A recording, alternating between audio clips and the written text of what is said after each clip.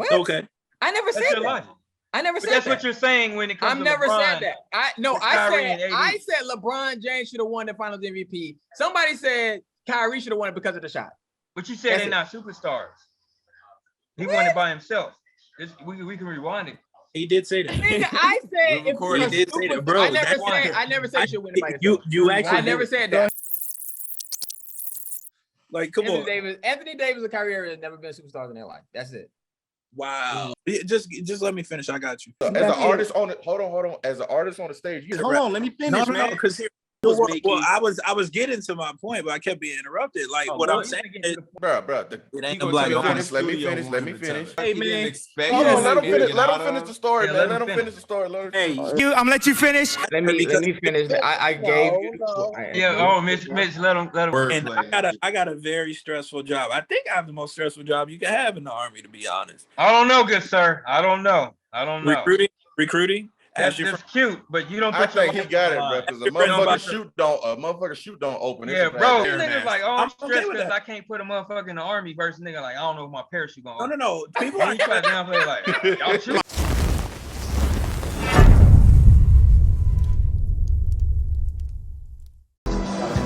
Ladies and gentlemen of Earth, this is your favorite villain of all time, Sal. And if I'm not your favorite villain, well then you suck. But you're watching Squad Talk. The good squad, not the bad squad. You know what I'm talking about. Keep your eyes tuned to this. Well, I'll destroy you, and I'll destroy the Earth, because that's what I do. That's kind of my thing. All right, peace out.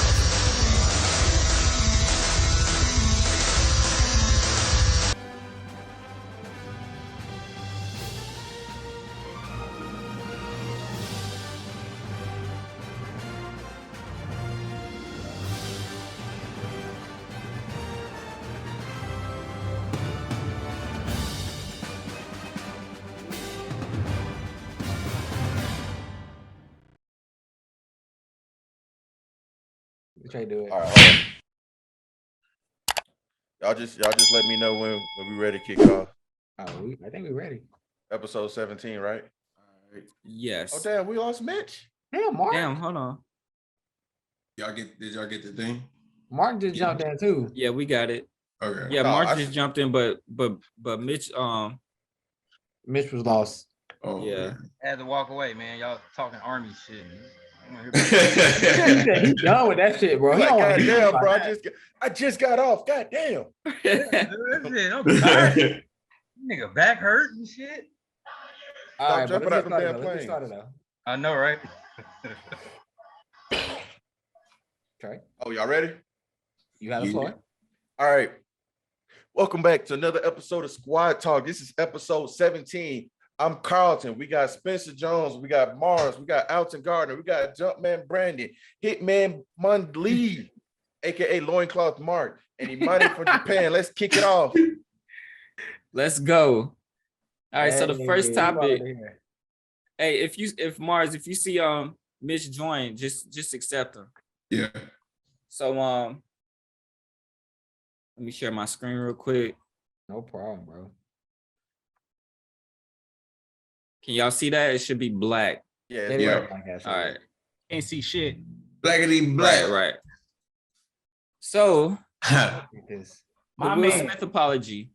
I didn't know that was a thing. Have y'all seen it yet? It happened Oh, you ain't know that was a thing? I heard about it today. It happened today. Oh, Yeah, okay. it just happened today. Yeah. Did anybody see it?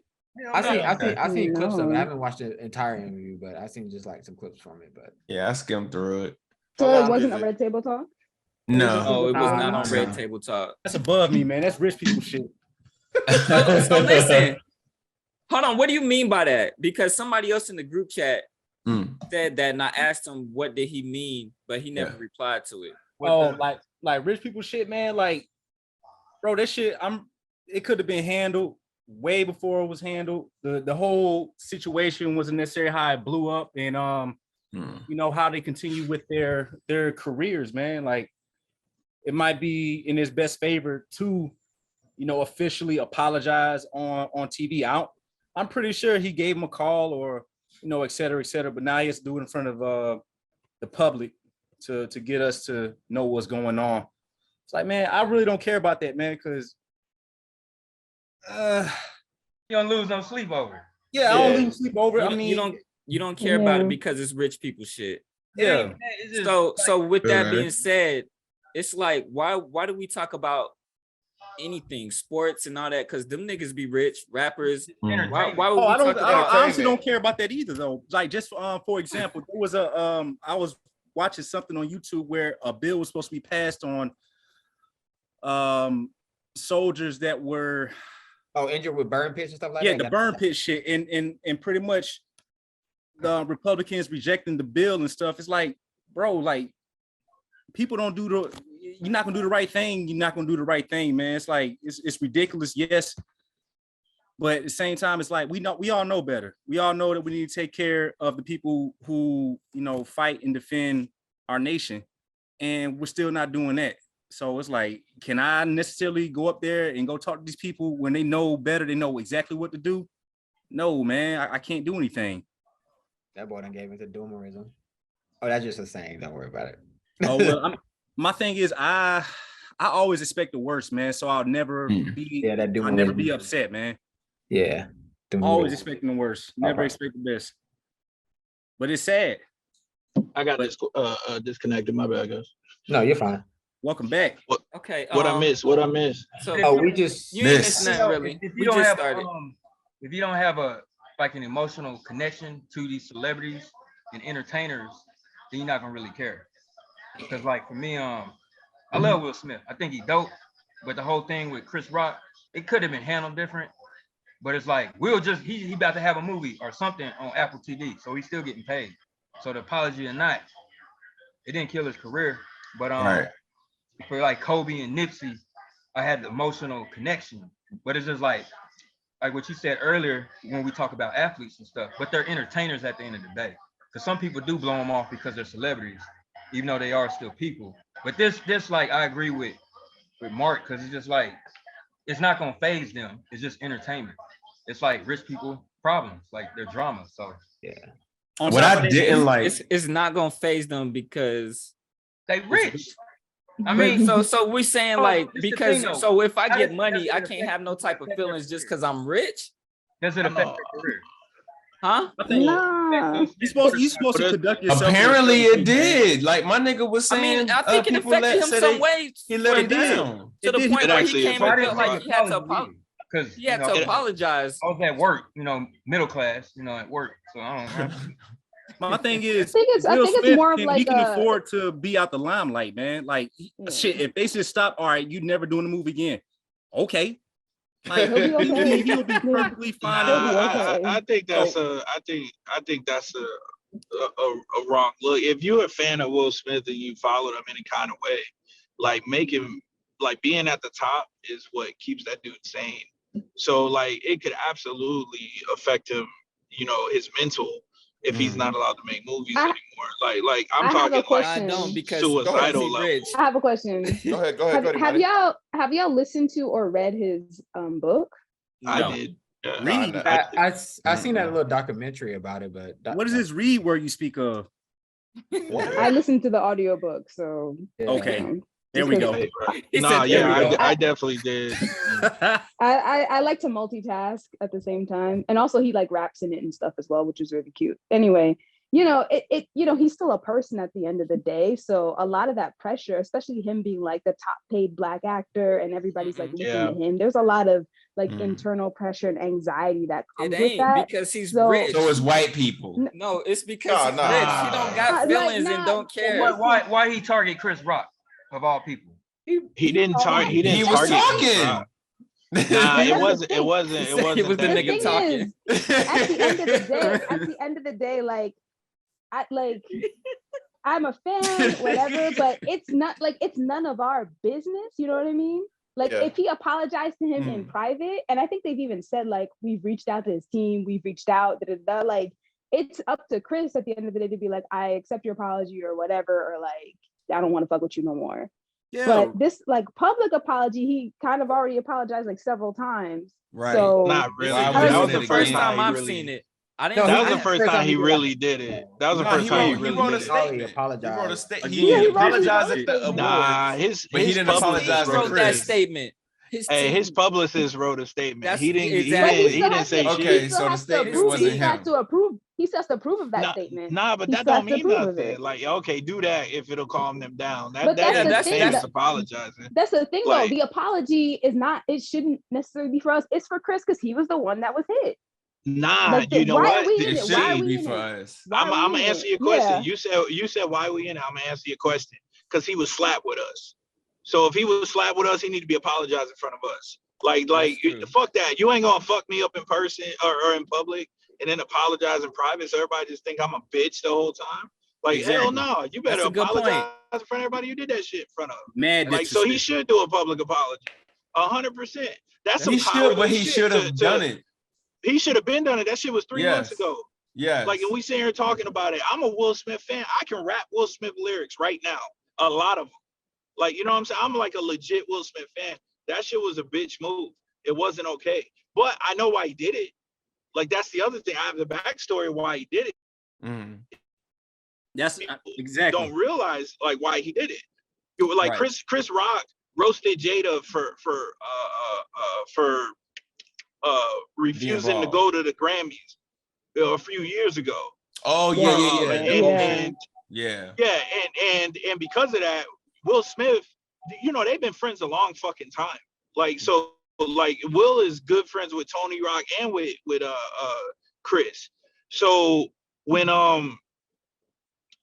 after Chris did that to Jada, like Will pulled him off to the side in private and was like, hey, that shit wasn't cool. It ain't sweet. Don't do that shit again and we're gonna have a problem.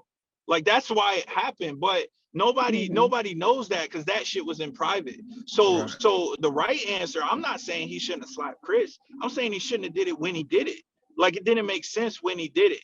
If he'd have took Chris backstage and we'd have heard a story about how Will Smith whooped Chris Rock's ass, none of us would even be talking about this shit.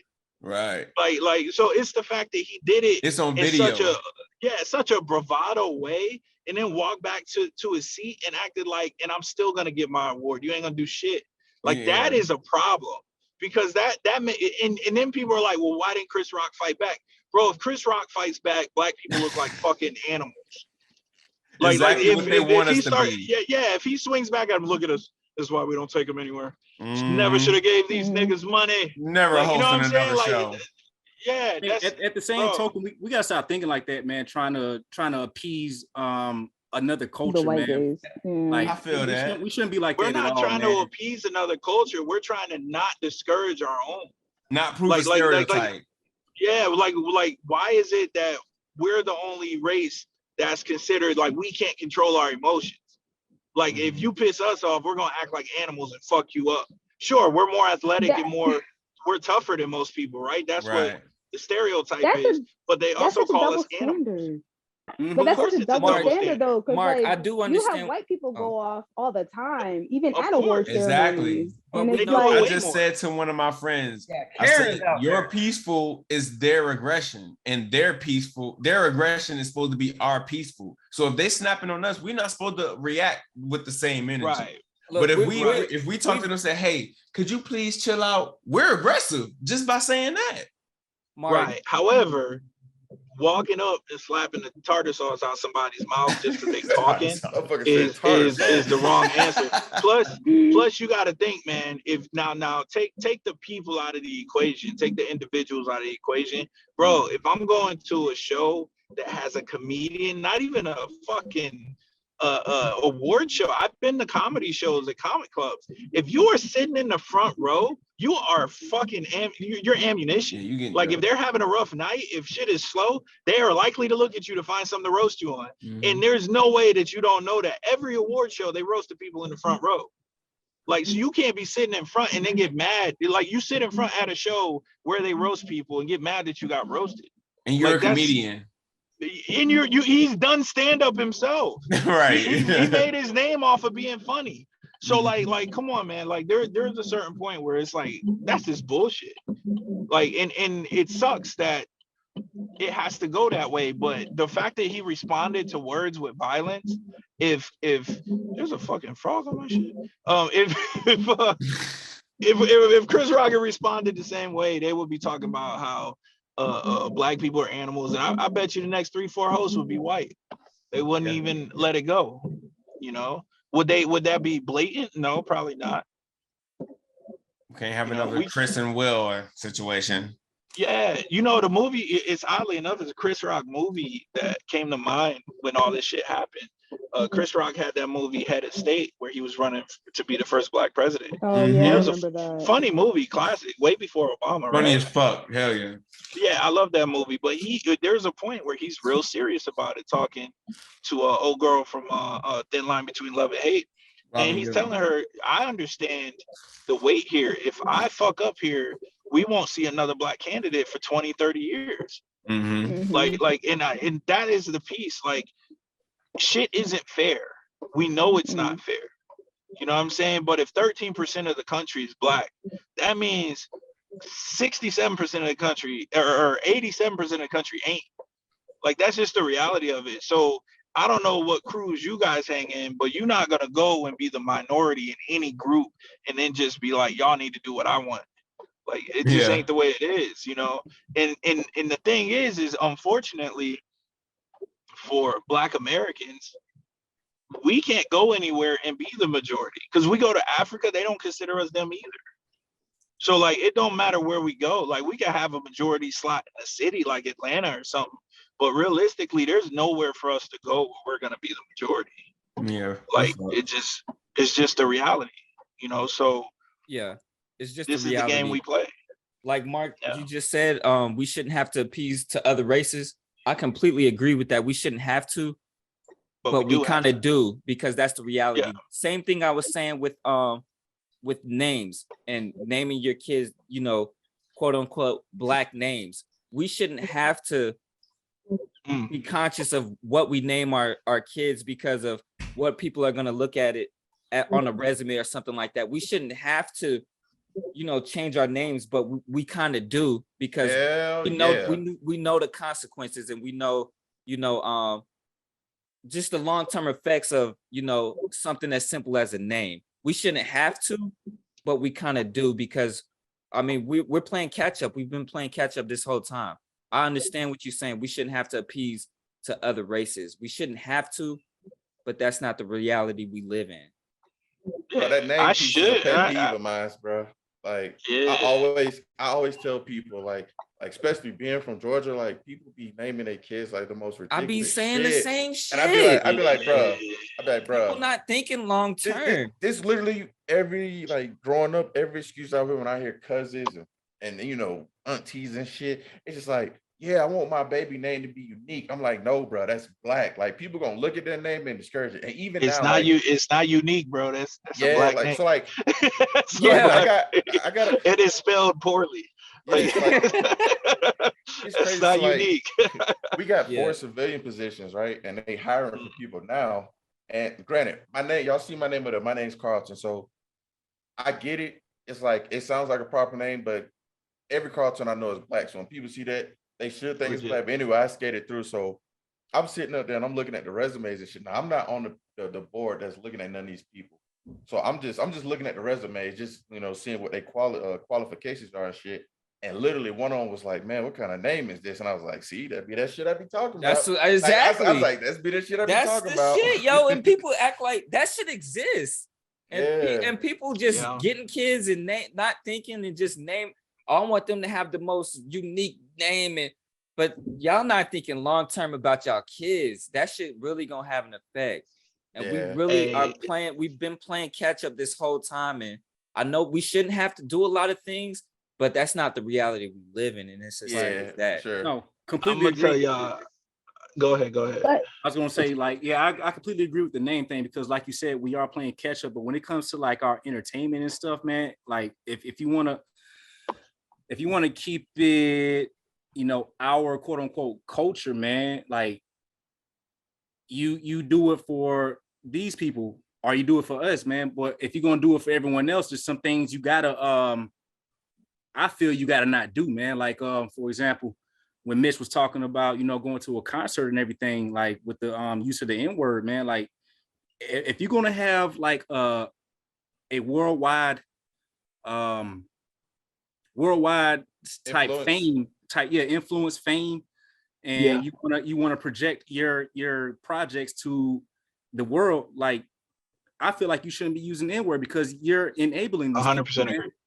100% agree. Like we do it to ourselves, man. So like at the same time, how can we get mad when people use our quotes, our lyrics, our whatever, our sayings, et cetera, like we don't keep that stuff in house, which I don't see a problem with, but we have to be responsible. And I'm going back with the Will Smith thing. So it's hard to keep it in house when every race does that though. Like I have to put that out. I have to put that out because Jews call each other kikes all the time. They'll call themselves kikes all the time. Hispanics call each other spics all the fucking time. Come here, wetback. You know what I'm saying? They I've seen them do it. Native Americans hate being called Indians if anyone who's not Native American calls them an Indian. But they will be like, yo, who's my Indian? Like, yo, they will roast each other that way. So it's like, it's just, that is a consistent thing. Most races try to take whatever negativity has been dropped on them and make fun of it. They want to own that word so that keep it. They take the power away from it. You feel what I'm saying? The problem is that with us, we've elected to use it in pop culture instead of just with each other. You feel me? Like, so there's constant, like there's a Lil Dicky song, Save That Money, right? Great song, right? And at the end of it, he's talking to a waiter who charged him for 2 coffees or some shit. And he's like, oh, don't double charge me for that. But if you listen to it, he says, I hate to be the waiter that's trying to double charge me, because I'll get on Yelp and fuck this shit up like only a kike know how. If you don't take the extra coffee off, I might get wild. You know what I'm saying? Like but it's not as common. It's not as common though. You know what I'm saying? I mean, we do it all the time. So I'm saying it's not as common in other cultures where they have it in pop culture. Like we're the only ones who do it in pop culture. The only time you really hear shit like that in movies and whatnot when it's not coming from Black people is like gangster movies and shit. Like, you know what I'm saying? Very rarely do you hear about it just in everyday music and everyday whatnot. So I completely agree with you. If they're on some international fame type shit, that has to go. But then at the same time, talking about extending our culture, why is hip hop so much bigger now than it was in the 90s? Oh, it's a cool thing. I mean, it was cool in the 90s. If you look at it, like it was better in the 90s. But it's because white people started listening to it. I mean, why did white people start listening to it? Because it started getting softer. Nah, that wasn't why. No.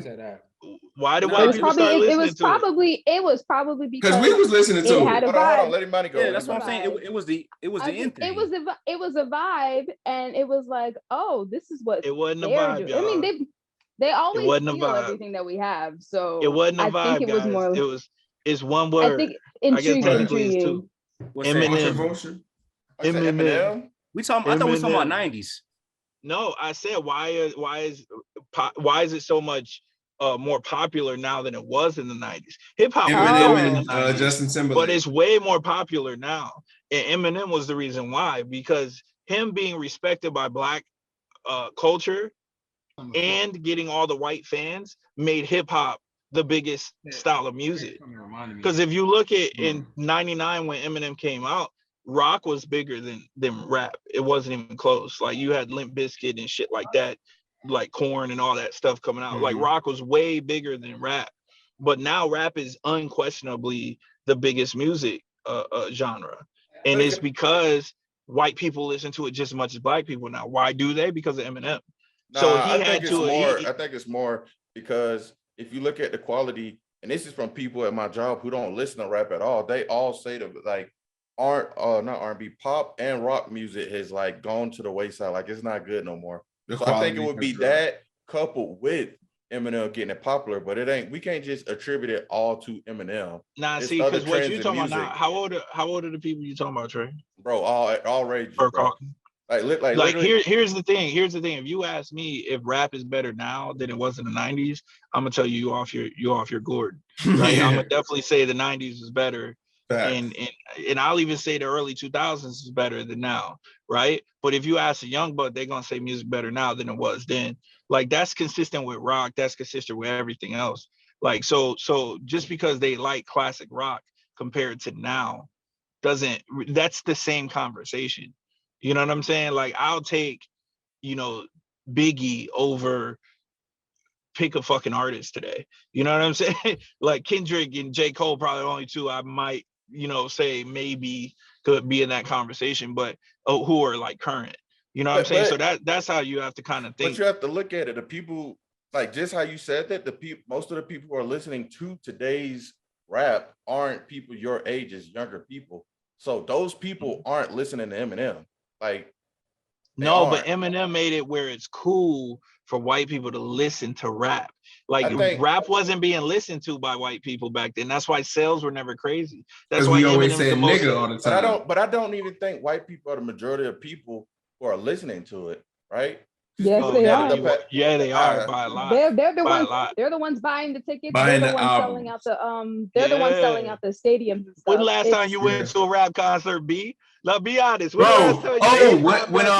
Antonio Brown was performing, nigga, he went into the crowd. Bro, this is Antonio Brown, bro. No black person's gonna listen to that dude. He's rapping. Black people don't spend money on concert tickets, bro. Like that's what I'm trying to tell you. White people go to concerts. He was at a concert. Constantly. What was that? Black people go to Beyonce concerts. They don't go to fucking rap concerts. It just is what it is, man. Yeah, man, like that is 100% true, man. Telling you that crowd is white, bro. That crowd's always white. Oh, who is it? Travis Scott? Is that his name? That whole crowd was white, bro. When they was getting stomped out and whatnot. Like that was all white people. And they saying nigga with no, they looking in your eyes saying nigga. Concerts wouldn't that be actually no concerts how they make the most of their money, bro. That's how you make your money. But every music artist tell you that. Streaming. You don't make money off of streaming. Concerts are how they make their money, bro. And merchandise and merchandise. Yeah. When we also attribute like just this, I mean just general like the concert. If you're selling tickets to concerts, usually the tickets are high, and a lot of black individuals are not going to be able to afford those tickets. That's why those concerts. I don't think it's a thing. I disagree with that statement. I disagree with that statement. And I want to address that too. Like we got to stop that. We got to stop that. We all got money, bro. We have money. Ticket. Bro, we like here's the thing. We just choose to spend our money otherwise. Spencer got like a gazillion pairs of fucking Jordans, and we talking about he can't afford a concert ticket. Stop it. Like, no, like he definitely can. How much do you think the average concert ticket is? No, but I'm saying it's consistent, bro. Like we will spend our money on Jays rather than go to a concert. We will spend our money on girls rather than go to a concert. We'll spend our money on clothes rather than go to a concert. Like all day long. Like it just is what it. We'll spend our money on some J's and a cheap store restaurant type vibe rather than going out to an expensive place to eat. Like it's just what we choose to do. Exactly. So all of those types of places, yeah, all of those types of places. I mean, I like steak. So but I'm old, you know what I'm saying? But I'm saying in general though, nah, man, it's not that we don't have money. Like my brother's a great example of this. Okay. He constantly claims he don't have money, but every single time I speak to him, I mean literally every time, he got weed and he got alcohol. Every fucking time. You know what I'm saying? But he ain't got no money to send my nephew to send my daughter or he ain't got no money to send my nephew for his birthday or to send my niece for whatever, but he literally got a 40 in his hand. Like I'm just priorities. Yeah, that's a priorities thing. Yeah. And I've gone every time I've gone to a concert that wasn't like a classic hip hop concert, it's mostly white people. Like if you go to a classic hip hop where like Naughty by Nature or some shit, yeah, Wu-Tang or some shit, yeah, it'll be black people there, but they all grown. Yeah, they are grown, and I mean that they probably are like well set up. Like, I mean, I know like but she's not hip hop or rap, but like even Lizzo said it the other day. She was like, I just would really appreciate, like I appreciate the people that look like me in the crowd because there's not as many as y'all. I'm paraphrasing, but basically like she's like, I want y'all, I wrote this song so that she wrote like a song about loving yourself, and you can't just love one part of me, you have to love all of me. It's the part of me that is overweight and the part of me that's also black too. You can't just love one part of me. You gotta love all of me. And she's like, it's weird that I have people who, kind of only like fuck with me for my music, but they don't fuck with me as a person because I'm a Black woman. But you still come to my shows. So like, what is it? You like, I'm the person who created the music, and it's I'm DNA. Yeah. It's Y'all hereditary. ever see Blood and Bone? Love that movie. Y'all ever see it? Yeah. Michael Jai White fight movie. Yeah. Right. And old boy's trying to get into the big leagues of fighting, the little gangster dude, and he's trying to get in the big leagues of fighting, and the white dude eventually tells him, yeah, we look at you as entertainment. Like, for example, you wouldn't let your pit bull sit at the table with you, would you? Like that's how they look at us, bro. Less than human. It's a good example. I got a Great Dane, bro. He's not allowed to sit at the table and eat with us. Like, and that's how, like, I love him. I take care of him. I feed him. You know what I'm saying? I make sure I bathe him. You know what I'm saying? But no, he ain't allowed to eat at the table. Get the fuck out of here. That's how they look at us. So you gotta keep that in mind. They will absolutely take all of our talents and use them because it's entertaining. Yeah. So for 2022, and this is from I don't know how we got here from Will Smith, but so the Will Smith rap, bro. Of people listening to rap, it says Black listeners comprise of 46%, and 25% is Hispanic. The remaining percentage is biracial, white, or Asian. So 46% is Black, and that's for 2022. Based off of what? Listening. And it's what's that based off of? But I mean, so how they know what I'm listening to? I'm saying, what are they? What is that? That gotta be streams. No, it's what site is it? So the site is basing it off of you ever heard of Sims? The company that they send out the surveys and shit. They ask you to do the survey and that shit. It's basing off that. Do you fill out surveys? I never do. I do. I don't know about y'all. When I get y'all should fill out surveys. Sometimes when I get them, if it's like the Sims one, like because they ask about music, they ask about what TV stuff you watch, they ask about movies. They send them shit out like literally like once a year, and it's just I've never. Yeah, that sounds like profiling to me. You ain't about to know what I'm watching. They said, "Oh, you a nigga? Oh, you was a nigga." We see. I don't have nothing to hide. I'm not afraid of doing nothing like that, though. I don't have nothing to hide, so I don't have no reason doing nothing like that. Hey, back to the Will Smith piece, though, man. Honestly, if you felt upset about what Chris Rock was saying, he could have stood up, got his wife, and walked out, man. Point blank, period. It was that would have been stronger. That would have been stronger. Yeah, it would have been a stronger move. It would have been stupid awkward. People would have been like, "Fuck Chris Rock." Exactly. Chris Rock would have been the bad guy. His ass. Now, I did want to say something. I'm glad you brought that back. Hey, I actually have alopecia. Bad. I got it bad. You know what I'm saying? That's why your camera on? No, I'm in my. I'm playing, bro. Yeah. I'll show you because I ain't shaved in like 2 days, so you could probably see it pretty good. But my alopecia is real bad. Jada Pinkett had short hair her whole goddamn career for the most part. You know what I'm saying? Like I remember when Jada Pinkett came out and like not Poetic Justice, Jason's Lyric and fucking like Low Down Dirty Shame. Her hair was mad short. So she didn't look any kind of weird to me having short hair at the award show. But I did look after they said it and saw that she's got a little spot right on like the crown of her head or the you know, where there's a little bit of hair missing. So she was like, fuck it, I'll just cut it off. Bro, no, my alopecia is not, you can't avoid it. You feel what I'm saying? Like she had a buzz cut. I can't have a buzz cut. I got spots of hair that just ain't there. You know what I'm saying? So the way her hair was at the award show, I wish I could have my hair that way. I could taper that up.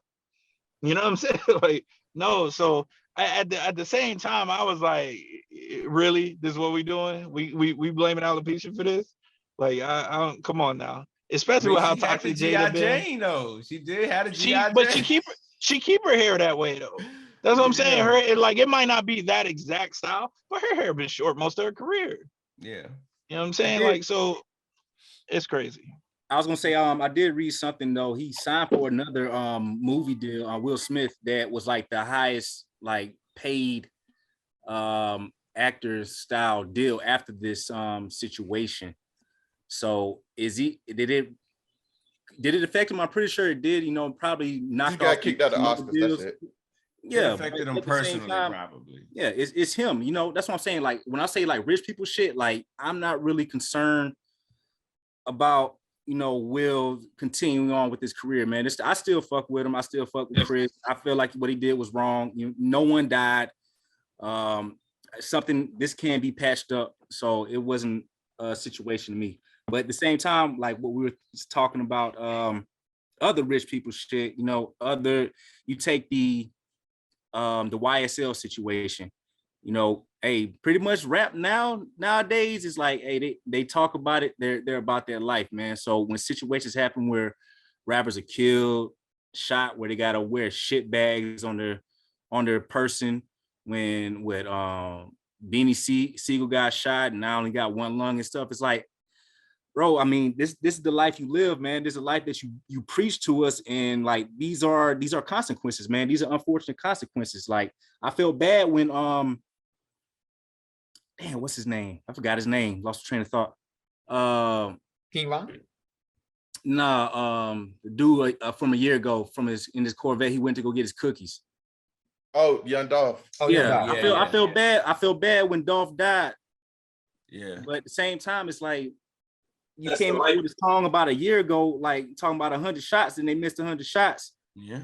It's like, hey, you are about this life, man. You know, these are the unfortunate consequences. I just heard a story yesterday on the Breakfast Club. Some rapper in Florida coming up.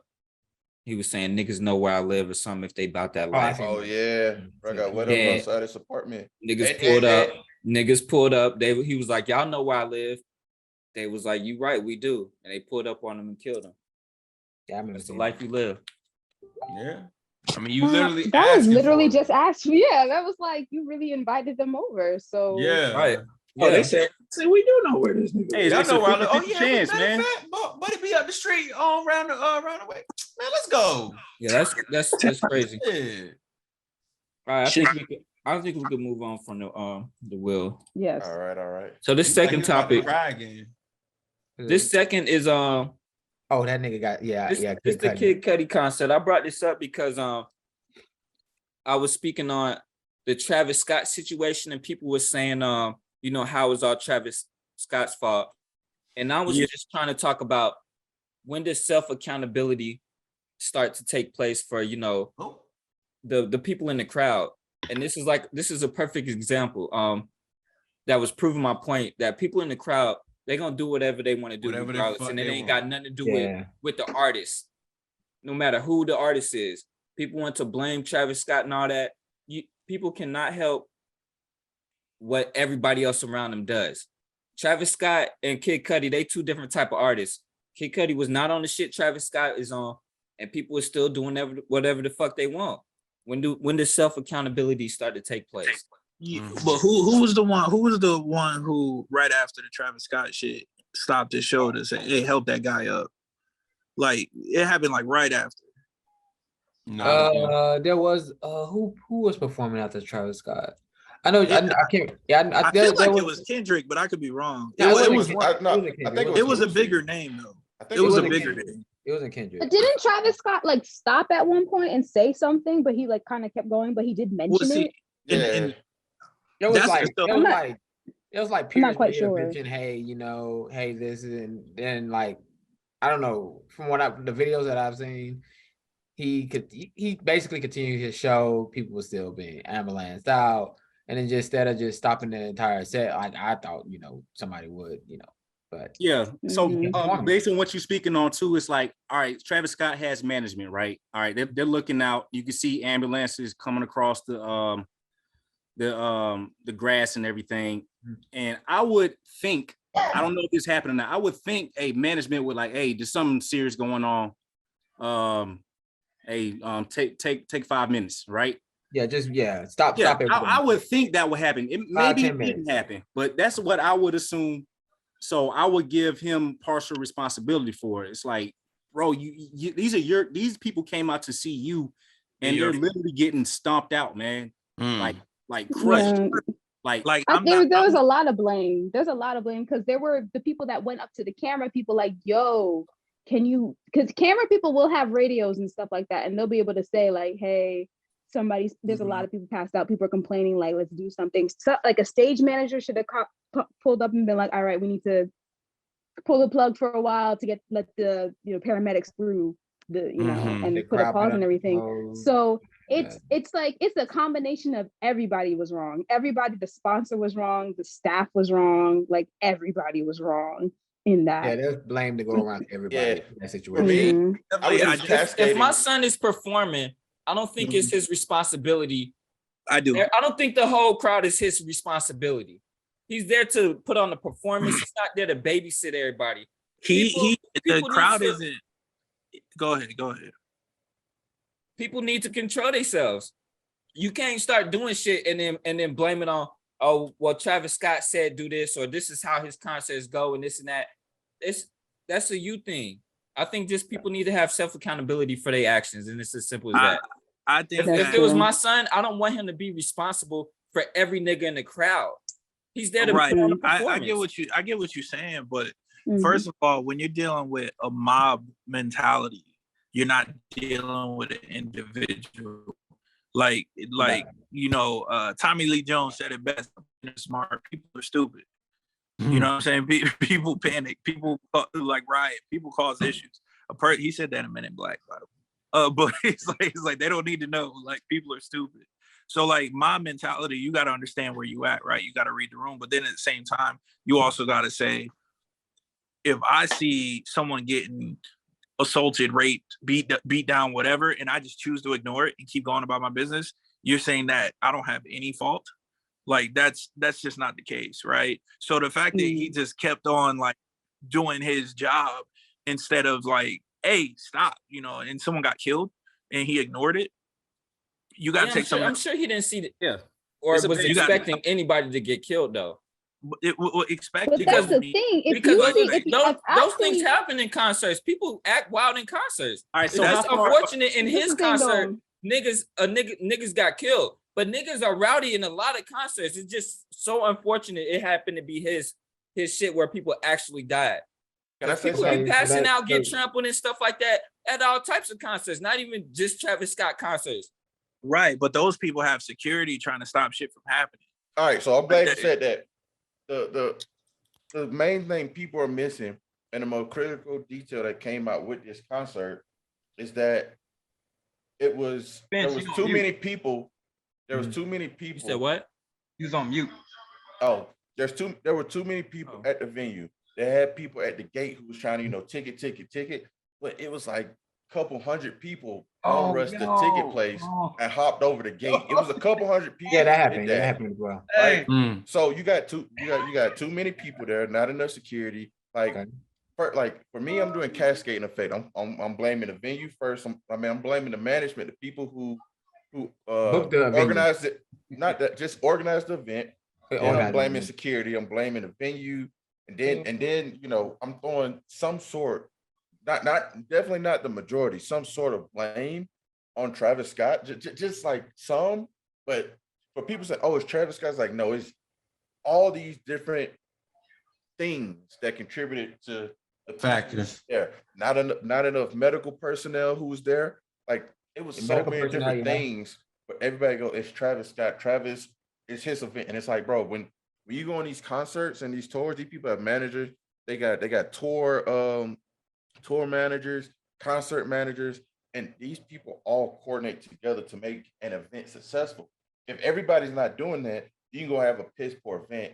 You have, shit that happens like this. But for everybody to just place the blame, purely on Travis Scott is wrong. You got to go out there. You got to make everybody in every key aspect of that concert liable. And that's not what no one's doing. I've seen no one blame nobody else. It's all Travis. But there's a reason though. There's a reason though. Because we don't know who the fuck they are. The shit was there for him. He's the famous one. Bro, you know what I'm saying? You don't have to know, but just people going out on their Twitter, they Facebook, whatever, and just saying, damn, they should have had more of this. They should have had this. Right.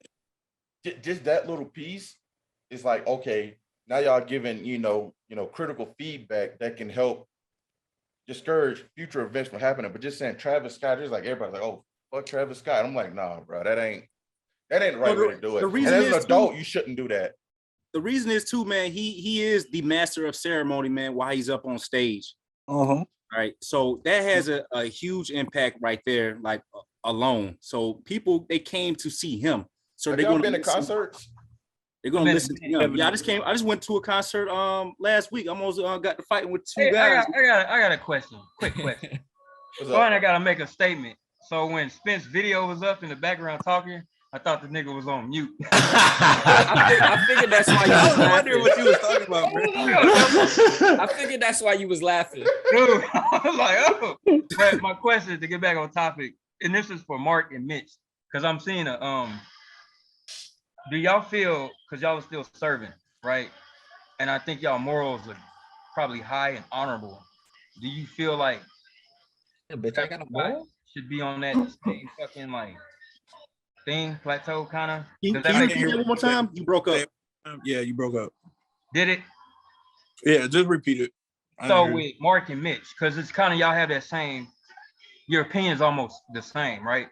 And then do y'all feel, because you're still serving, it's not because y'all are still in, so we kind of ingrained with all that who is shit, and y'all morals might be high. Do you expect that of the celebrity? Oh, go ahead, Mitch. Not so much.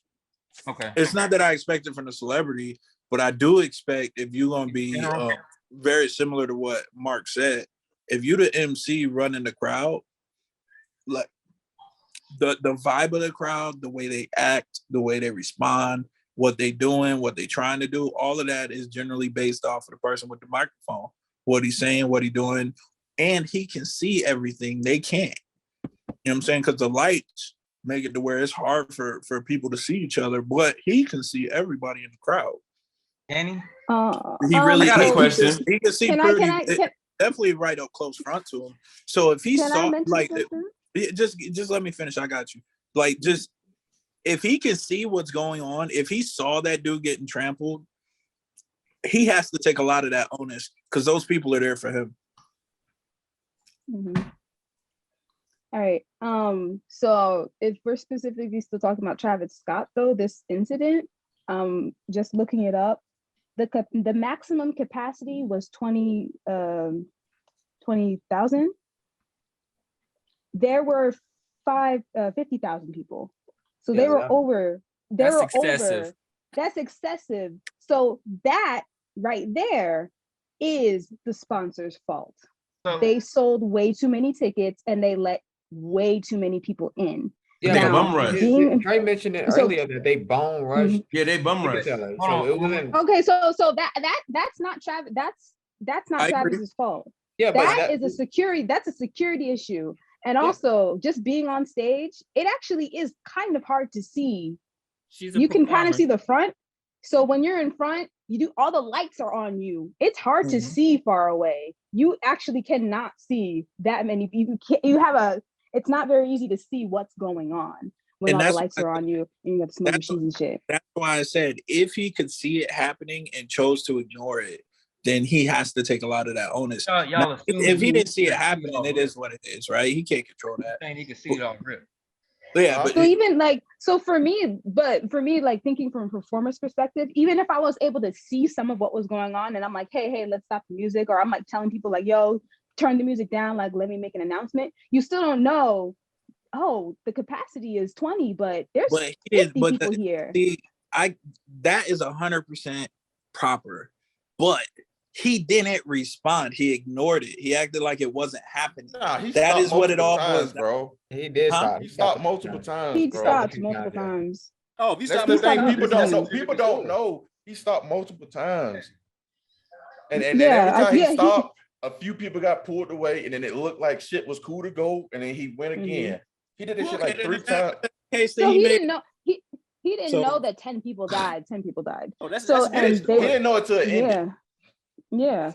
So like I can like that's a scary thing, like to be like, hey, I'm trying to do my show. I didn't know that there were way more, like double, triple times people that were supposed to be here on the venue. Than the venue.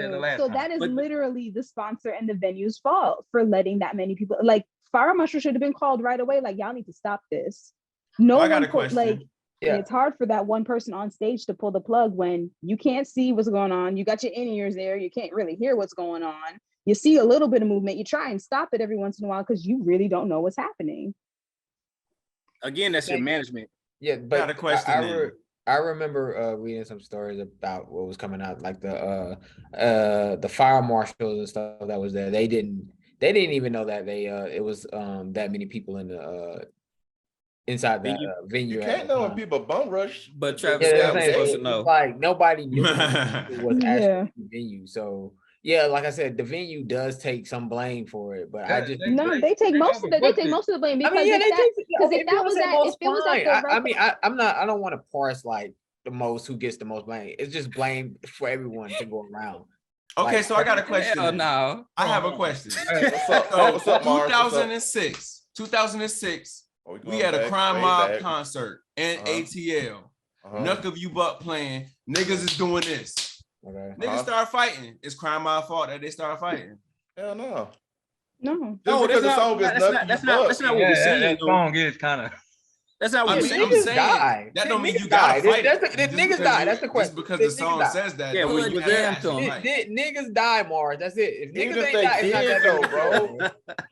That's because they had space to fight. So listen, this is what it is. There was no capacity. So I'm saying, that's the difference. If niggas would have fought at the Crime Mob, it wouldn't have been Crime Mob's fault. If they would have died, it would have been Crime Mob's fault. Yeah, niggas, yes, they would have to take up like. No, that's not what we're saying, man. All right, so I'm being sarcastic. So look, my stance on this situation is different now because I didn't know that he had stopped multiple times. Okay, so people don't be trying to listen to know everything. They just always his fault. One quick thing, Mark. One quick thing. Go ahead. So another thing, put yourself in his shoes as the artist, and you trying to appeal to all your fans who paid all this money to come out and see you perform. That's what I fucking said. As soon as he would have quit that shit, and they would say, y'all niggas acting wild, I'm stopping it. Backlash. I want my money back. He didn't put on the whole performance, all of that shit. I said that shit in the same video. I'd rather stop my performance. He was lose. He would still be touring right now. If he would have stopped this performance, he would be touring right now. Travis Land or whatever the fuck it's called would be going on later on. So it's been 2 years since that venue actually happened, since that event. So like, I mean, that's on. Like I said, if he would have stopped it and allowed like whatever to happen, like the crowd to calm down with etc., he would be touring right now. He's not even doing that. Ticket sales would have dropped. No, that's false, man. He would because they money right now. That shit with Erykah Badu, or not Erykah Badu, Lauryn Hill saying that she be coming in late and stuff like that. When you start, Erykah Badu do come in late. But Lauryn Hill Lauryn Hill late every time. Lauryn Hill won't even show up. Lauryn Hill late every time, bro. That's just like something different. Right. Hey, you come to my concert, man. Someone is guaranteed to die. Come on, man. Come to your fucking concert. Come on, like somebody will die.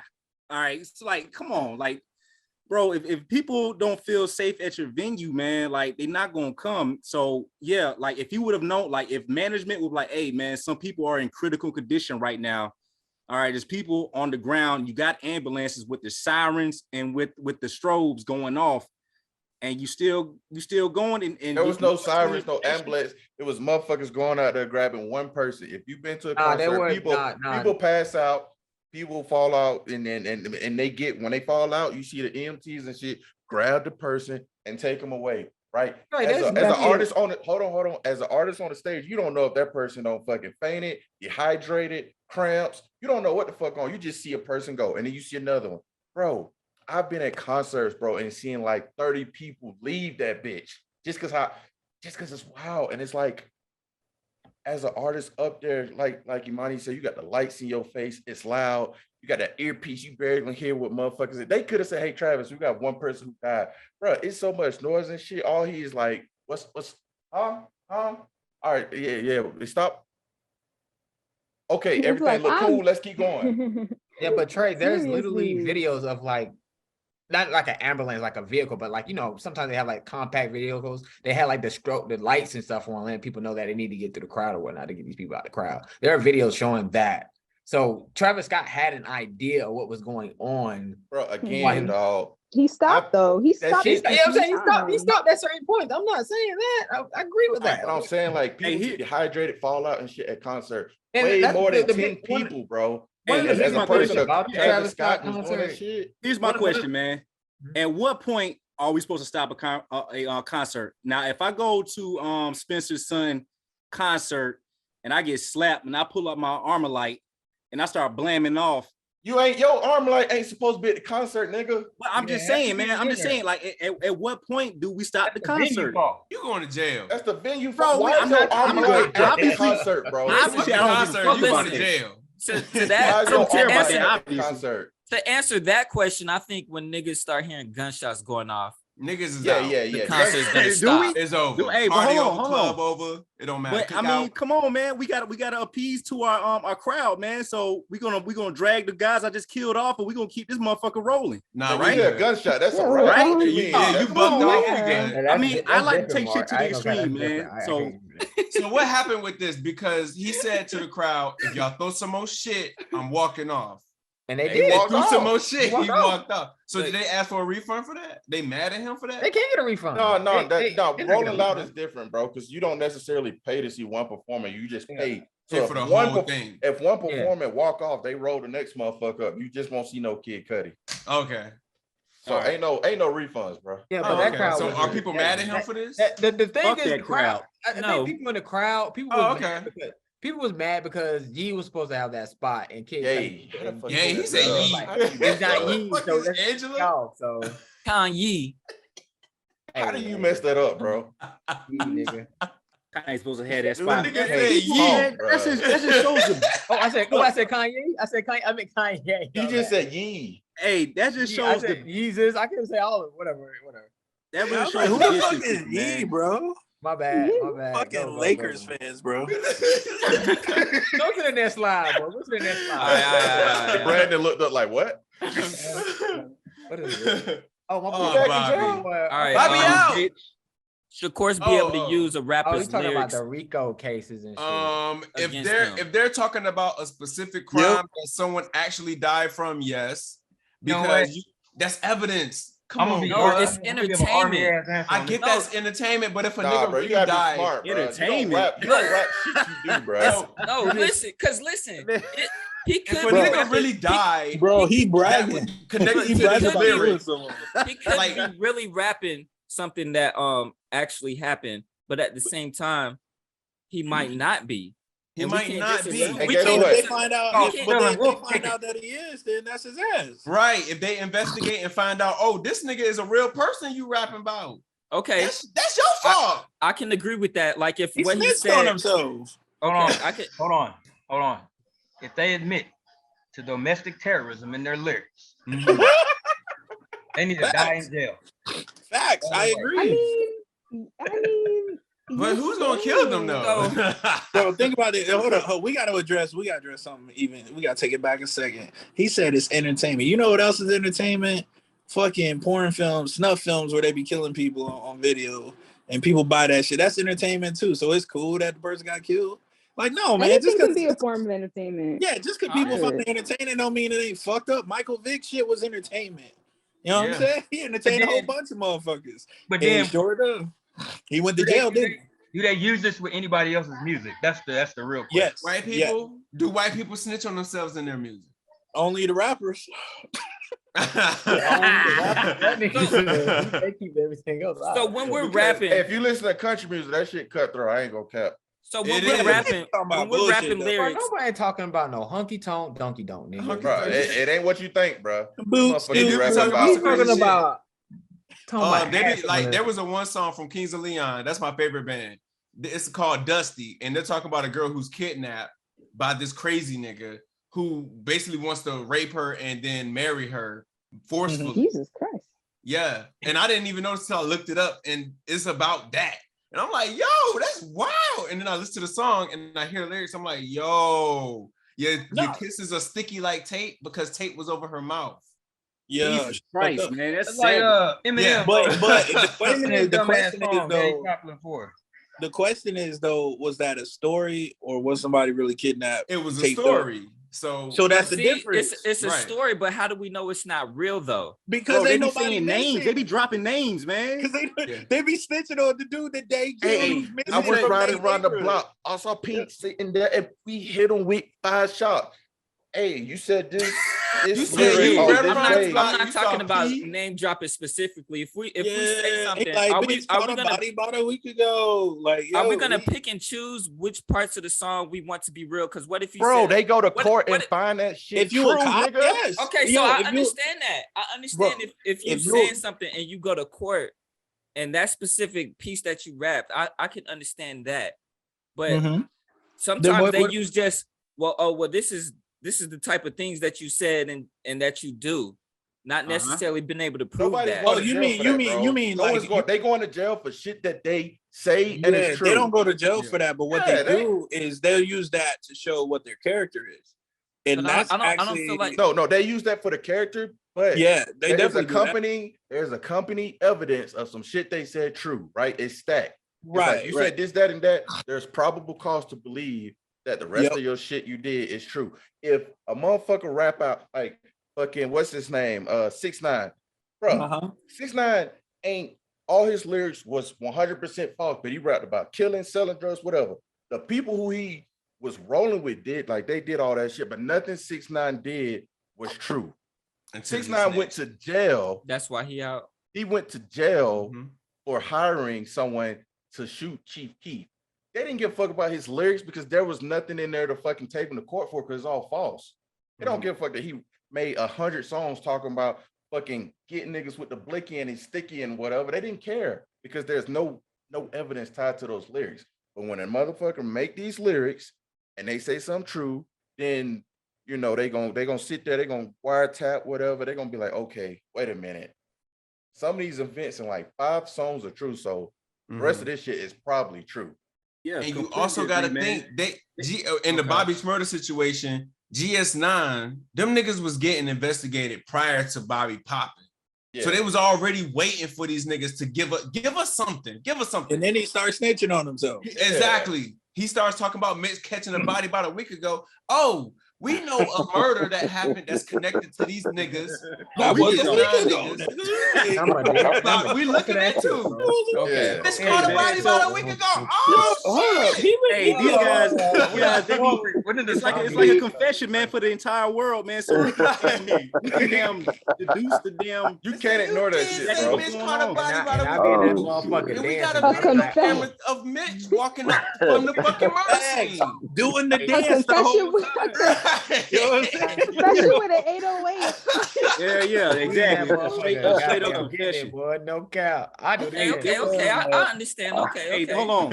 Hey, there's a song, man. If y'all never heard it, man, it's a song by MF Doom, man. And I quote, the song goes, it's called Rap Snitches. The song goes, rap snitches, telling all their business, sitting in court and be their own start witness. Do you see the perpetrator? Yeah, I'm right here. MF Doom was that shit, yo. Hey man, this shit is hilarious, man. Gucci Man said something about that recently in his song called Rumors. He was like, I can't remember the lyrics, but he said something along the lines of they gonna take your lyrics and build a case and try to abuse or some shit like that. I don't know, but something like that. I ain't finna look at the lyrics. Definitely. A lot of rappers that are really worried about Rico. Because think about cats like who's a boy from Clips? Pusha T constantly saying, "Hey, I sold the most drugs of any rapper." And that's acting like what? Why is that a?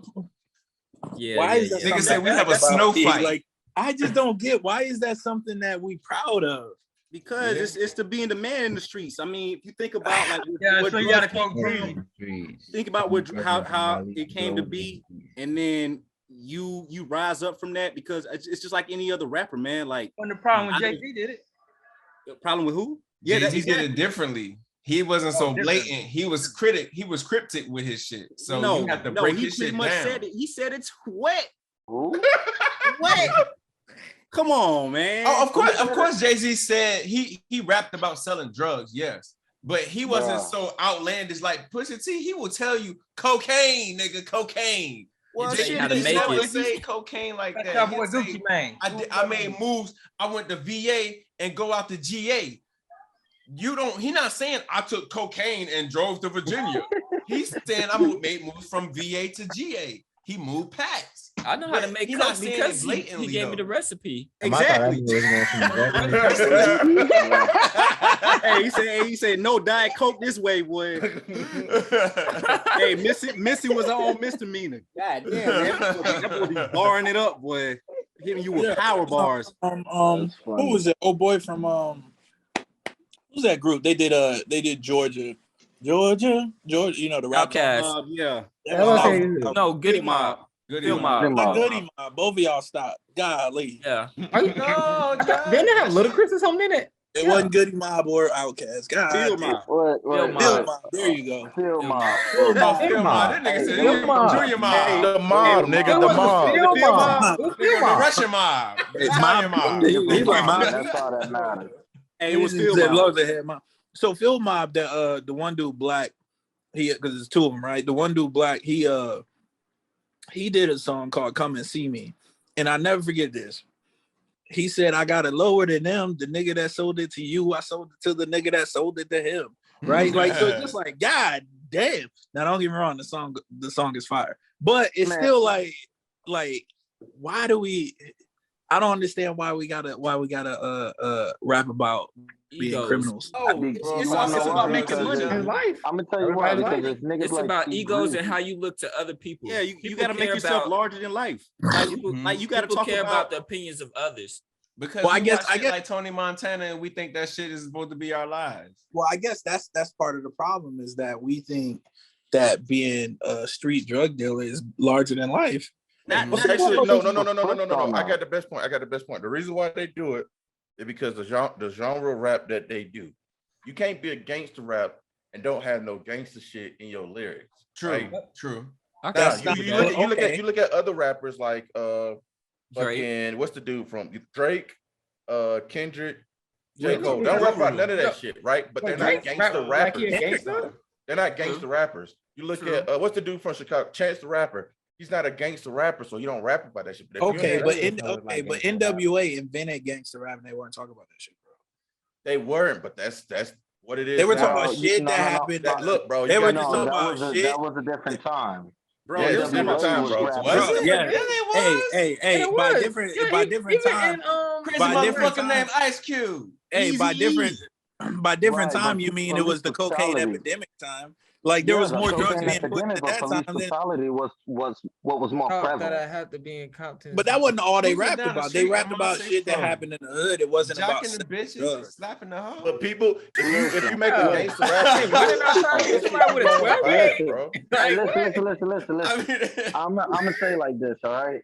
Y'all can put every nigga out there, but it's niggas like T Grizzly that's why this shit need to be persecuted. This nigga will give you 5 bodies in their locations in one rap song. Oh, that's too much. Yeah. Hey man, where you been, man? I ain't seen you in like. Yeah, this man been MIA. He done grew a whole beard and an afro. Exactly. I ain't gonna lie, he did catch Hey, I miss you niggas. I just be working, bro. Yeah. Hey, look at 80s rap though. I mean, look what it was about, man. The glitz and the glam, right? So hold on.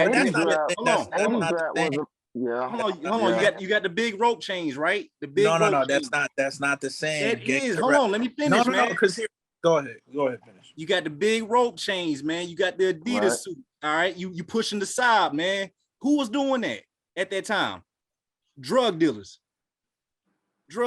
People go back to their old hood, neighborhood, whatever you want to call it, to go shit on everybody, man. That's the name of the game. I mean, there was a lot of drug dealers. Yeah, so my point though, my point doing it because the drug dealers doing it. No, see, my point though is that if you look at the 80s rap, actually half of them were breakdancers, let's be real. But if you look at the 80s rap and you look at 90s rap, when NWA started what they were doing, that was what was considered gangster rap from the jump. You know, nothing before that was considered gangster rap. Yeah. And whether you talk about NWA, you talk about Bone, you talk about any of them cats, they would talk about violence and the shit that happens in the hood. You know what I'm saying? You know what? They would talk about, you're right. They would talk about police raids and shit like that, but they wouldn't talk about, hey, hold on. Sell it and this, that, and the other. Biggie I used the wrong terminology. It's not gangster rap, it's trap rap. And what do trappers do? They trap drugs. They sell drugs. They trap. That shit didn't come out until the South, and that shit didn't come out until the Young Jeezy, Gucci Mane. Actually, T.I. brought the dang. You got to do a whole different debate. This about to be a whole different debate on who did trap first. All I'm saying is this. Jeezy was first, wasn't he? Gucci was first. T.I. was what? We got Gucci T. Man, what y'all talking about? We got Gucci, Jeezy, and T.I. It's about to be a whole first, different man. It is a whole conversation. Let's not do it. Let's not do it. I can talk about some Jeezy. You talking about the man who's better or who was the first? No. Don't even go into it. No. Go back. All right, look, this is why I want to mention the Mitch. So you talking we were talking about NWA, they were talking about the gangster rap stuff and the violence. What led to that violence again in the communities? That's some what you mean, like what leads to violence in communities? Poverty. What causes that? Excuse me. What causes the violence in the communities? Poverty. A dispute about a property, right? So what kind of property again? Nigga, poverty. Poverty. They're saying poverty. No, man. It's a lot. You can poverty, lack of resources, lack of education, and be peaceful, man. There's plenty of poor peaceful people. Lack of education and resources. No, they had a resource. There was a resource out there. Come on. He wants me to say that drugs are the reason that violence is. Because I'm right. He said he wants me to say that, but I'm not going to say it. I want you to say it because I'm right. You know why he wants me to say it. You know why I'm not going to say that? Because gang violence started before the drug epidemic. You know what I'm saying? So like, no, that's false. That's 100% false. Because we go back to the Crips. All right, they branched off from the Black Panther Party. Mm-hmm. Hold on, good sir. Oh, hey, we about not the superhero. Oh, we about to go. Oh my God! Is someone in here cripping? Hey, check it out. I don't even hide it. But already lost your own debate by bringing up. No. Just quick thing. Mark was in the right area. It was the Panther Party, and then they became the Cribs, and then eventually turned into the Crips and the Bloods. Why you say it like that? Took the B off. But that's what formed it, because the whole, if you know the meaning of the Crip, and they was doing all that. But drugs, when they pushed cocaine in, that's when all the gang violence created. Because Crips was really just supposed to protect the community, protect the neighborhood. Yes. All about neighborhood protection. Yes. I know all about. My point proven. Right? That's all I wanted to hear. Yes. I'm about to ruin your whole point. It's about to be. So let me ask you. What did Trey? You said it. So I'm gonna take it back to what you just said. What was NWA rapping about mostly?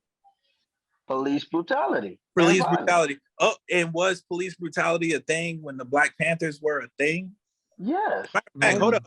Isn't that why the Black Panthers were a thing? Yes. And wasn't that before the cocaine epidemic? I'll be goddamn. Hold on. So when was the it was during. Hold on. It was before epidemic.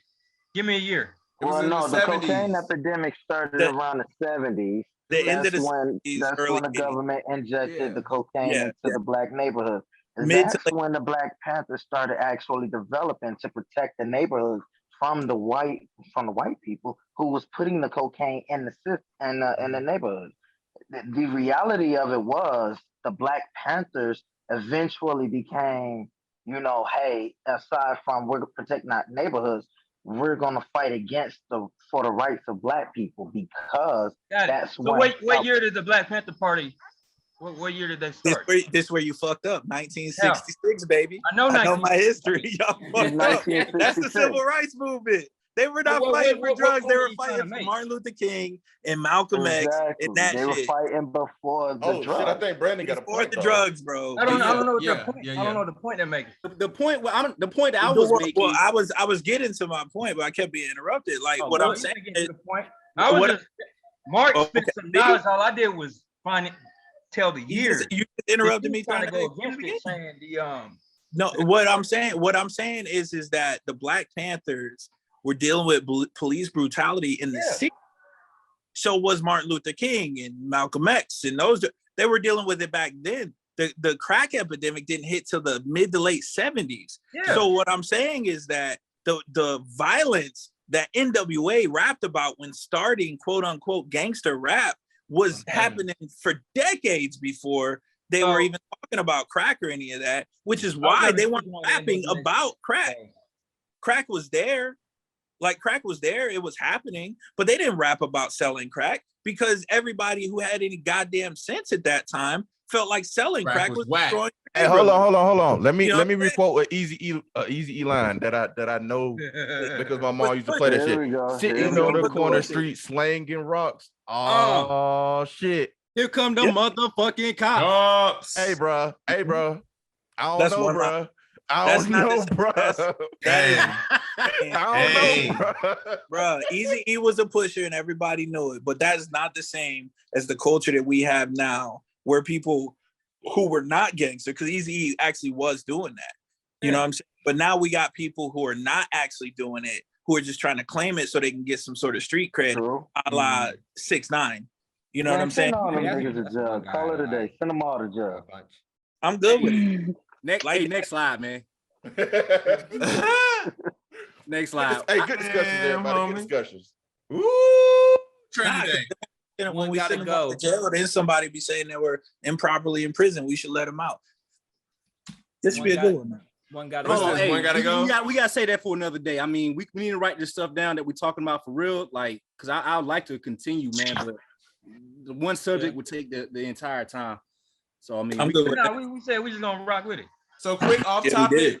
The first trap rapper is between Jeezy and Gucci. I said Jeezy was first, I think, right? T.I.'s first album wasn't until October 2001. See, I remember when first album was August 2001. And Gucci had an album nobody really heard of in 2001, but I don't know the month. So it's now mainstream is T.I. So are we talking about Jeezy when he was known as Jay? Mainstream. I just said the first albums came out in 2001. T.I. was before Jeezy, man. No, Jeezy came out August 2001. He gonna be on this. T.I. came out October 2001. What album? I'm serious T.I. Okay. I'm gonna make a slide for this later, and we can talk about that. Yeah, but don't make me pull out my CD book. No, I need to know. So do your homework. Jeezy album. Do your homework, and we're gonna talk about this next week. Jeezy came out under influence. Get all your information and dates, and we'll discuss that. We'll discuss that then. Y'all will be here for another hour with that. We will. Because I'm gonna defend Jeezy to the Gucci. Jeezy my favorite, but I'm gonna defend Gucci to the dead. Hey, Gucci my nigga, bro. Jeezy my nigga. I'm gonna defend T.I. Of course, Jeezy your nigga. Of course, you look like the T.I. One gotta go. I'm gonna tell y'all straight up, I didn't like Gucci or Jeezy when they came out, but I remembered when they came out. So that's really what I was focused on, because that was just not my style of rap. But T.I. I remember when he came out. Motherfucking go. So what's the question? I don't know, man. The movie that has to go is Training Day, man. I did not like Training Day. Get the fuck out of here. Get the fuck I didn't like Training Day. Hold on, though. Let me chime in on that. The reason why, because he made all these great hits. He could have won an Oscar for any of them, and they gave it to the one where he had to be the asshole. And it's like, but he was acting his ass off. So I could see he was acting his ass off. Why that was though, Brandon? Like real talk, like because I used to think the same thing. It's fucked up. He had to be crooked to get the award, but the reality was he, and even to this day, he's pretty much always the same dude. So like that was the first time where he was a different person. He showed it like not talking about like when he was young, like Glory and shit, but most of his movies, he's the same dude. You know what I'm saying? So like Training Day was the first time where it's like, oh shit, he does have range. No, he done that before. Y'all never seen Soldier Story? Have you ever seen Glory? I said Glory. I mentioned it. No, but that was when he wasn't really a star. Soldier Story. I said Soldier Story. I never seen Man this. had that tear come out. And he said bro. Yeah, if y'all haven't seen Soldier Story, man, like you're lacking in your I've seen it. It was so long and ago. your movie watching. It's a classic. My favorite movie about him is Devils in a Blue Dress. I don't know why, but that's my shit. No, it's a good movie, but he wasn't the star though. Which one? What movie? Soldier Story. Oh no, he wasn't the star, but I mean. But no, that matters. That's what we're talking about. Okay, we're talking about him in the award as the lead man. My bad. Now that he the GOAT. Now that he the GOAT out of these four. Man on Fire can go. Bye. Why? Wow. I can't go with that. Traditional fucking superhero, save the world, save the girl, whatever type of movie. I agree. It can go. Book of Eli had depth. Equalizer, he just fucking niggas up. He was blowing fingers off in that goddamn movie. He just fucking niggas up. And Training Day showed his range. Like he definitely went outside of himself. Don't lie. Tell the truth. Tell the truth. In Eli, Book of Eli the weakest. No, did you know this nigga was blind the whole movie? Honestly, until the end. No. And it didn't None make of us sense. knew that. No, that shit. But it also didn't make sense. That man was on fire in that movie. Get it? No. I like the movie. I'm just saying out these four, I say Book of Eli the weakest one. Well, he had the least lines and the least like reason to act. Really, he was really just the brooding. You know, he was Keanu Reeves the whole movie. Yeah, wow. That's true. I agree. Hey, Mitch, I like that. I like that, Mitch. I like that, Mitch. Again, we talking about this before. Like, what makes a movie a good movie? Like, so are we saying his acting in that movie wasn't on par? He fit the bill in that movie, man.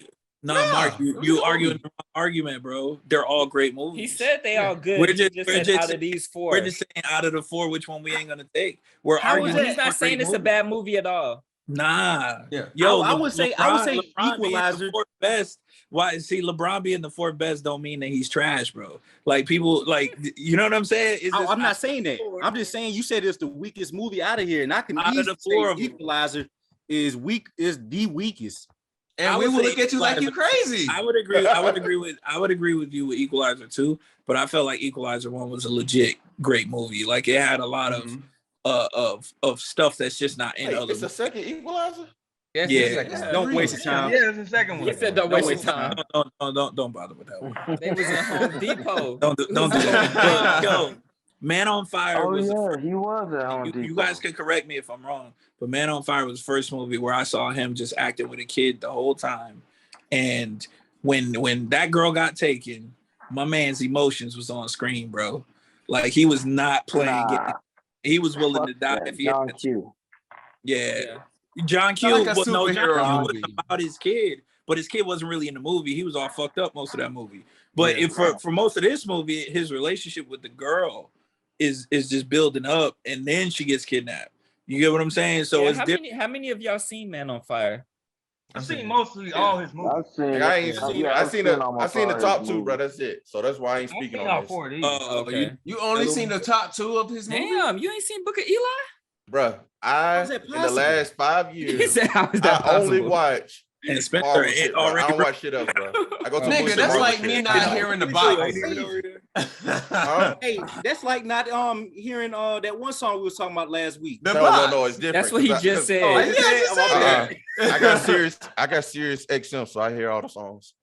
What? Nah, see, I got. But you ain't got no damn Netflix, Hulu, HBO Max because you ain't see these damn movies, bro. I seen these on VHS and DVD. I ain't gonna lie, bro. Them type of movies don't interest like the whole shoot 'em up shits, bro. Unless it's John Wick, I have no interest in. Like I see it, I'm like, oh, it's another nigga doing this, and I click right next to it. Man on Fire. Y'all know me, bro. I watch sports, anime, Marvel. That's it. Sports, anime, Marvel. If it ain't that, I don't care. Bro, the top two movies got more shooting than the bottom two movies. Yeah, for real. To be honest, that's facts.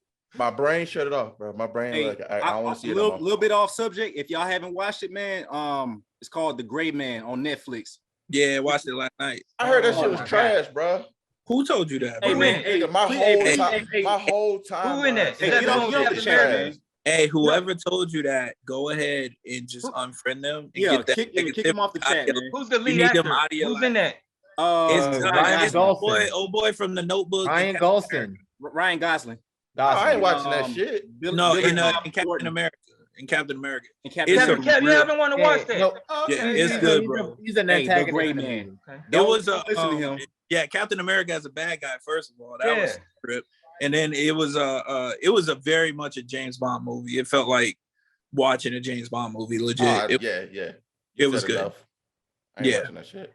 That's a modern classic right there. But nah, it was good, bro. Yeah, they're already planning in part 2 as well. They already like I didn't think Netflix can pull that out their ass, man. Like that shit was like good. Jesus. It was good for sure. Did y'all watch the other one? With Chris Hemsworth in it? Which one? He got like Extraction. Extraction was dope. No, not Extraction. I got it. Which one? I didn't watch the Thor. I knew Thor was trash. I haven't seen the other one, the 12 whatever. I haven't seen that one yet. What is it? What's the name of it? 12. Yeah, I'm gonna hop off for a bit, but I might come back. Don't do my topic without me. What's I'll your see topic? y'all later. Hold up. I submitted it a while ago. It's fine. Is that Kanji talking? Kanji? No, my name is Imani. Imani. Oh my god. Anyway, I'll catch y'all later. All right, Imani. Okay. Who's this Major Grom plague doctor and shit? That shit, I can't get through the beginning, man. That shit's, oh man. 12 Strong. That's the movie I was saying about. 12 Strong. Okay. With Chris Hemsworth. All right, so that's a different movie. You can only keep one of these. No one's seen it then. You can only keep one. I'm keeping the Book of Eli. You can keep one. I can watch anytime the Book of Eli. If I pass through it on Netflix, just like Forrest Gump, I'm gonna watch that shit, man. Oh, so you said we can only keep one?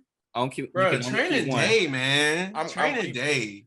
Just because I seen the top 2. I keep Training Day. Because I seen the top 2, I'm keeping the Equalizer. I'm keeping Equalizer.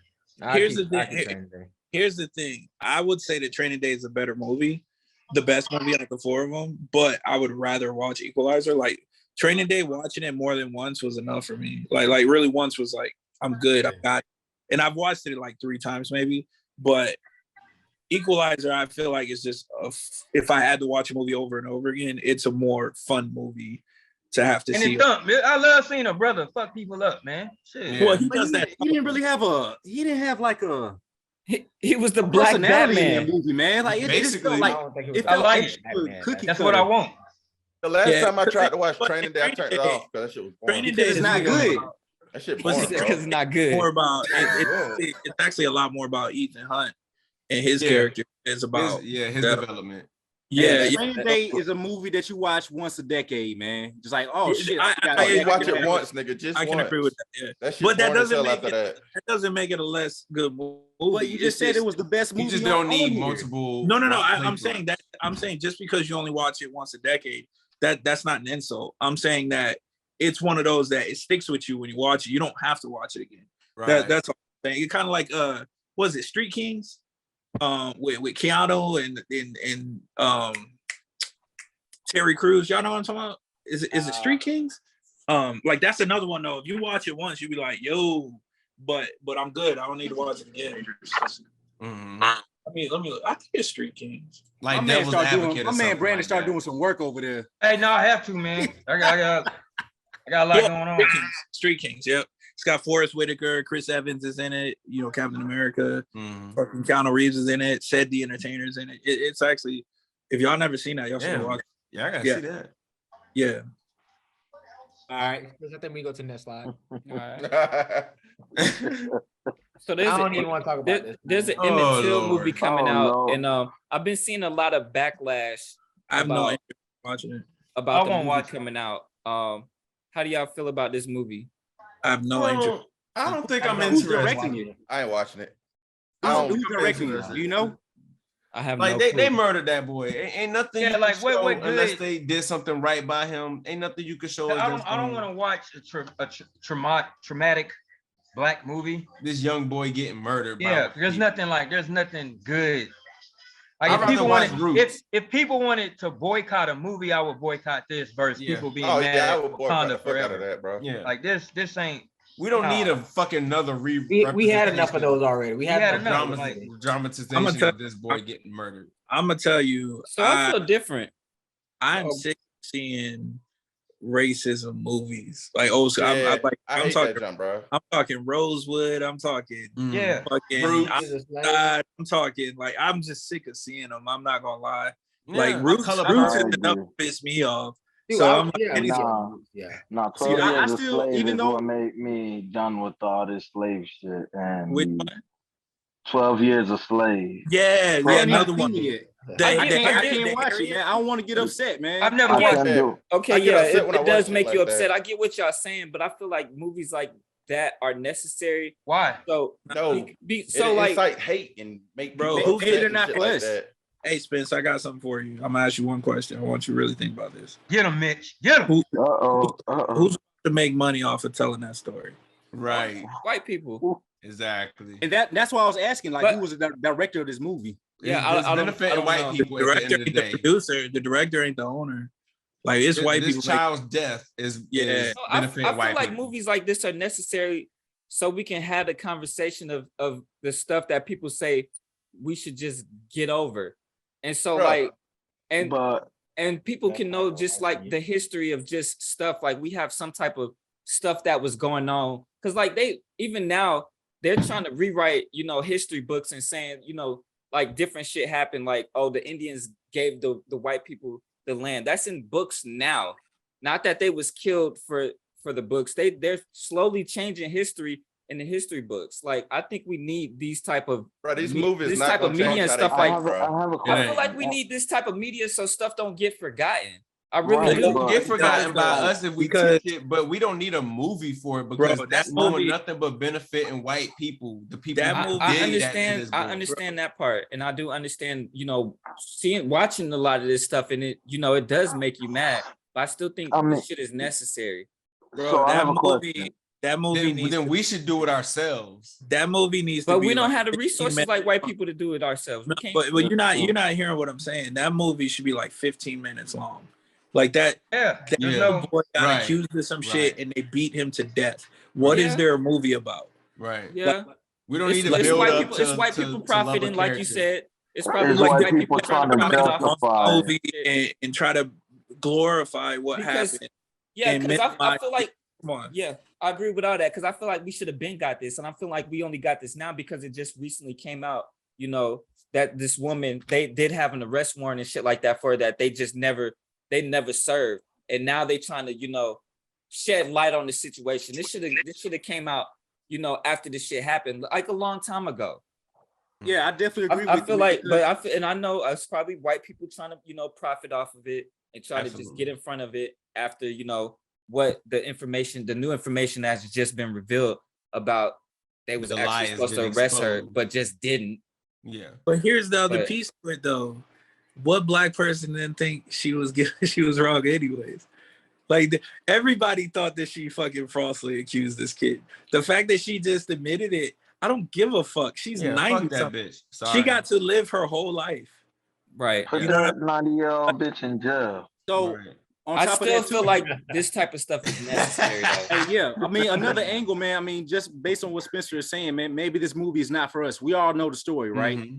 A lot of people like outside of our culture don't like. Who's Emmett Till? Why are these people so upset about? But who gonna go to movies to watch it, bro? Shit, people that are interested. Yeah, I don't know, but I'm not expecting a lot. Niggas download movies. Yeah, who going to see that? I mean, let me ask you this. All of you. I want everybody to give an answer. Just a yes or no, please. Everybody give a yes or no. Have any of you ever seen a white person watching The Color Purple? No. I mean, I don't be watching movies with other people other than like my family anyway. Have you ever walked in, heard, seen it on YouTube playing in the background, and porn? It don't matter, whatever. Have you ever seen what is that saying though? I haven't. I'm saying they don't watch these movies. They don't watch that shit. They don't watch them. We watch them, and then we get mad, and then they don't know why we're mad. Like that's furious. I ain't never. We already know what the movie is because this is shit that's done to us. Switch out Color Purple with Roots. Switch out Roots with Rosewood. Switch out Rosewood with. I'm just saying, pick one. 12 Years a Slave. I haven't walked in and seen stuff like that, but I've heard people talk about it because white people, they get mad at the way they're portrayed in these movies. They get mad. I'm sure they watching them. I'm sure they watching them because they get mad and say, "Oh, that ain't right. That's not accurate." That was but that's what I'm saying. They get mad because Fox News or whatever media channel will give a critique of the movie and basically say all they're doing is using this movie to talk bad about white folks. And then all the white folks who ain't never seen the movie, never gonna watch the movie, will hit social media and act like they're up in a storm because this movie's so corrupt. And they never gonna watch it. They never did watch it. Mm-hmm. Like that's what happens, bro. But don't we were talking about the Travis Scott shit earlier. You know what? Most people don't know what the fuck happened at that concert, and they're just making opinions based off of what they saw on somebody's timeline. Like that is just the reality of it. And they shared it because that sound fucked up. You know what I'm saying? We don't know the details. That's the way it be with this shit too. That's too. That's all Fox News does, man. And I'm not saying that the left side don't do it too, they do as well. But when it comes to these types of movies, it's gonna be Fox. That's all I'm saying. So it's sus, man. So never make, movies or anything just about our history. Basically. No, we can make movies about our history. No, why don't I got a question? And this is the shit that fucks me up. Well, it's only about slave shit. But I agree. Why can't it slavery? Why don't we have more Black movies about the success of Black people? Why don't we have more positivity? Why are we continuously feeding the negative and continuously re-traumatizing an entire generation and watching Black guys getting their balls cut off and shit by white slave masters? So you don't think our descendants need to know stuff like this? I think I think they need to be taught this, but it don't need to be made a movie where where they can make profit from. They still gonna make profit. They're profit off of murdering a child. Make a movie about cars. Make a movie about the young lady who created hair products for all the Black women now. Make a movie about the first Black guy who created peanut butter. Make a movie. Did you even know that? What was that one movie? With we could make. I feel like we should be able to make movies about the good and the bad. The three astronauts. We got enough. Females with NASA. The three females. I forgot what it's called. Hidden numbers. We're talking about Hidden Figures. That shit went hard. Hidden Figures. Yeah. And then there was the other movie though. This is the other thing. If we come with a story that makes us too strong, who's gonna back it? Because is it Nate Parker when he made the movie about the Nat Turner? Oh my goodness. Yeah. He came out of pocket. That was a trip. He had to come out of pocket. And then hard. Tyler Perry. Was that? No, we're not letting Tyler Perry get ahead of these movies. No, I want to right. Boy, don't get me started on Tyler Perry. Hey, I want to see all the looking like he's just one big ass abuser. His movies are atrocious, bro. There's such movies. The Black guys beating on. Dude, he's every one of his shows too. He's good and evil because all his stuff is trash. But this brother, when he opened up that damn shit in Atlanta, that fucking filming, the studio, Tyler Perry Studios. Yeah. What we get out of that? We got a shitty Coming to America sequel, and what else?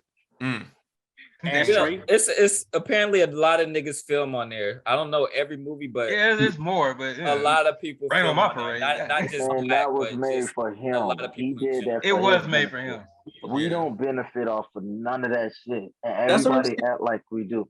You know the one Black movie we actually benefited from? Goddamn Wakanda, Black Panther. They did some filming there. A fictional character in a fictional lifestyle, but we benefited more off that movie. And that's why they don't want to recast T'Challa, because they know how important he is.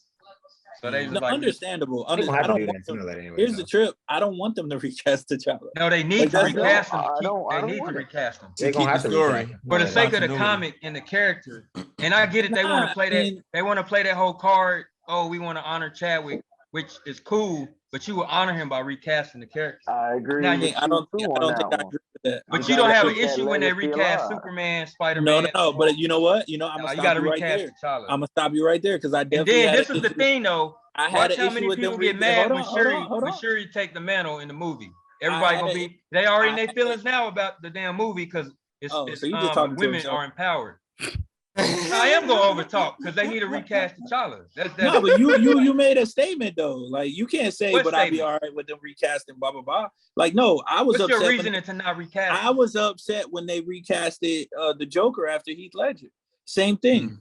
Like so, I felt like he killed that performance and he died shortly after. So no one can ever play it again. Yeah, I'm good with that. I'm good with that. Who's your Batman? So Batman got a ton of fucking enemies, and it's always the same 3. Like he got a ton. But what about Superman? But who's your? Yeah, this is what's going to happen. Who's your They're Spider-Man? going to recast him. Who's your Spider-Man? Who's They're your Hulk? going to recast him 5 years from now, man, because they did the same thing with Superman. Superman was played by Christopher Reeves. He had that the horse incident, and it took forever, but they're going to recast him. They don't have. They will eventually, but you gotta let that live for a while. That's all I'm saying. Let it breathe. So it needs time before you can recast somebody. Gotta let it marinate. What's the time frame? They're not gonna recast. 5 years. Decade. 5 years. They already have. That's a long time. You can't make a Superman movie for 5 years. We're losing money for that. Shit. Bro, we can't make another movie for 5 years. It's gonna be 3 years back. They're gonna be like, they're not gonna recast. They already have a plan in place. Check it out though. There hasn't been a Black Panther movie before that one. You know what I'm saying? Like they could take plenty of time to recast it because that's the first one. He was in another movie in Avengers, but let's be real. Like that's the first one ever. Like you know what I'm saying? So they can take a little time. Or they can recast the first Joker. They're not recasting him. They're not recasting him. But he's got a son. His son is gonna take the mantle. I just feel already in stone. They should just let T'Challa be dead. No, they shouldn't. But it's too late. How though? We have to explain that. We gotta explain that. They are letting him be dead. They can explain. Recasting another one. No.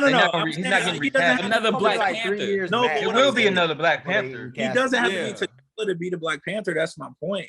Like it can just make. They should have kept T'Challa's story going because you have all that source material.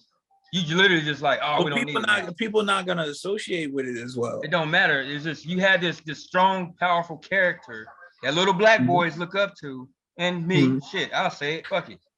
And then I got a question for y'all. The actor dies, and like we're okay. We see something we can do here, so let's not recast him. I think there's an agenda behind that, but you know. Oh, see, I see where you're going with that. I saw it. Look at Spartacus. No, it is an agenda. Look at Spartacus. The main actor died in Spartacus, and they went to that next season. Nothing. That next season, they had another. They like, bloop. Nah, but people didn't like that. This nigga. But people didn't like that though. Yeah, I didn't like it. Yeah, I didn't like it, but I still watched it. Yeah, and they ended the show early because of it. Had to. Yeah. Hey, I got a Mitch question. The show ended because of where it. you was going with that, Brandon. I got a Mitch question.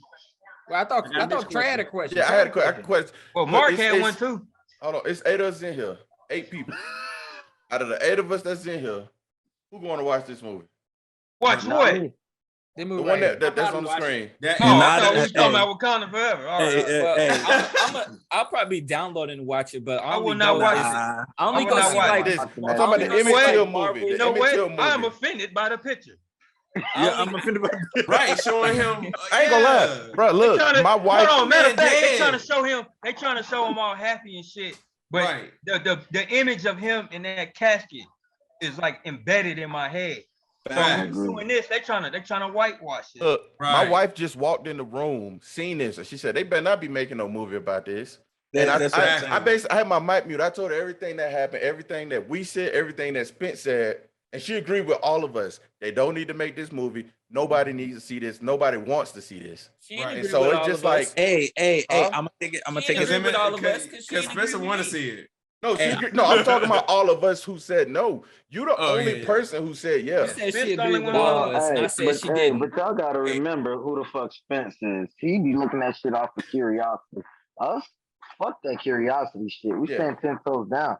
I'm just saying I feel like this stuff needs to be necessary. Bro, it don't, bro.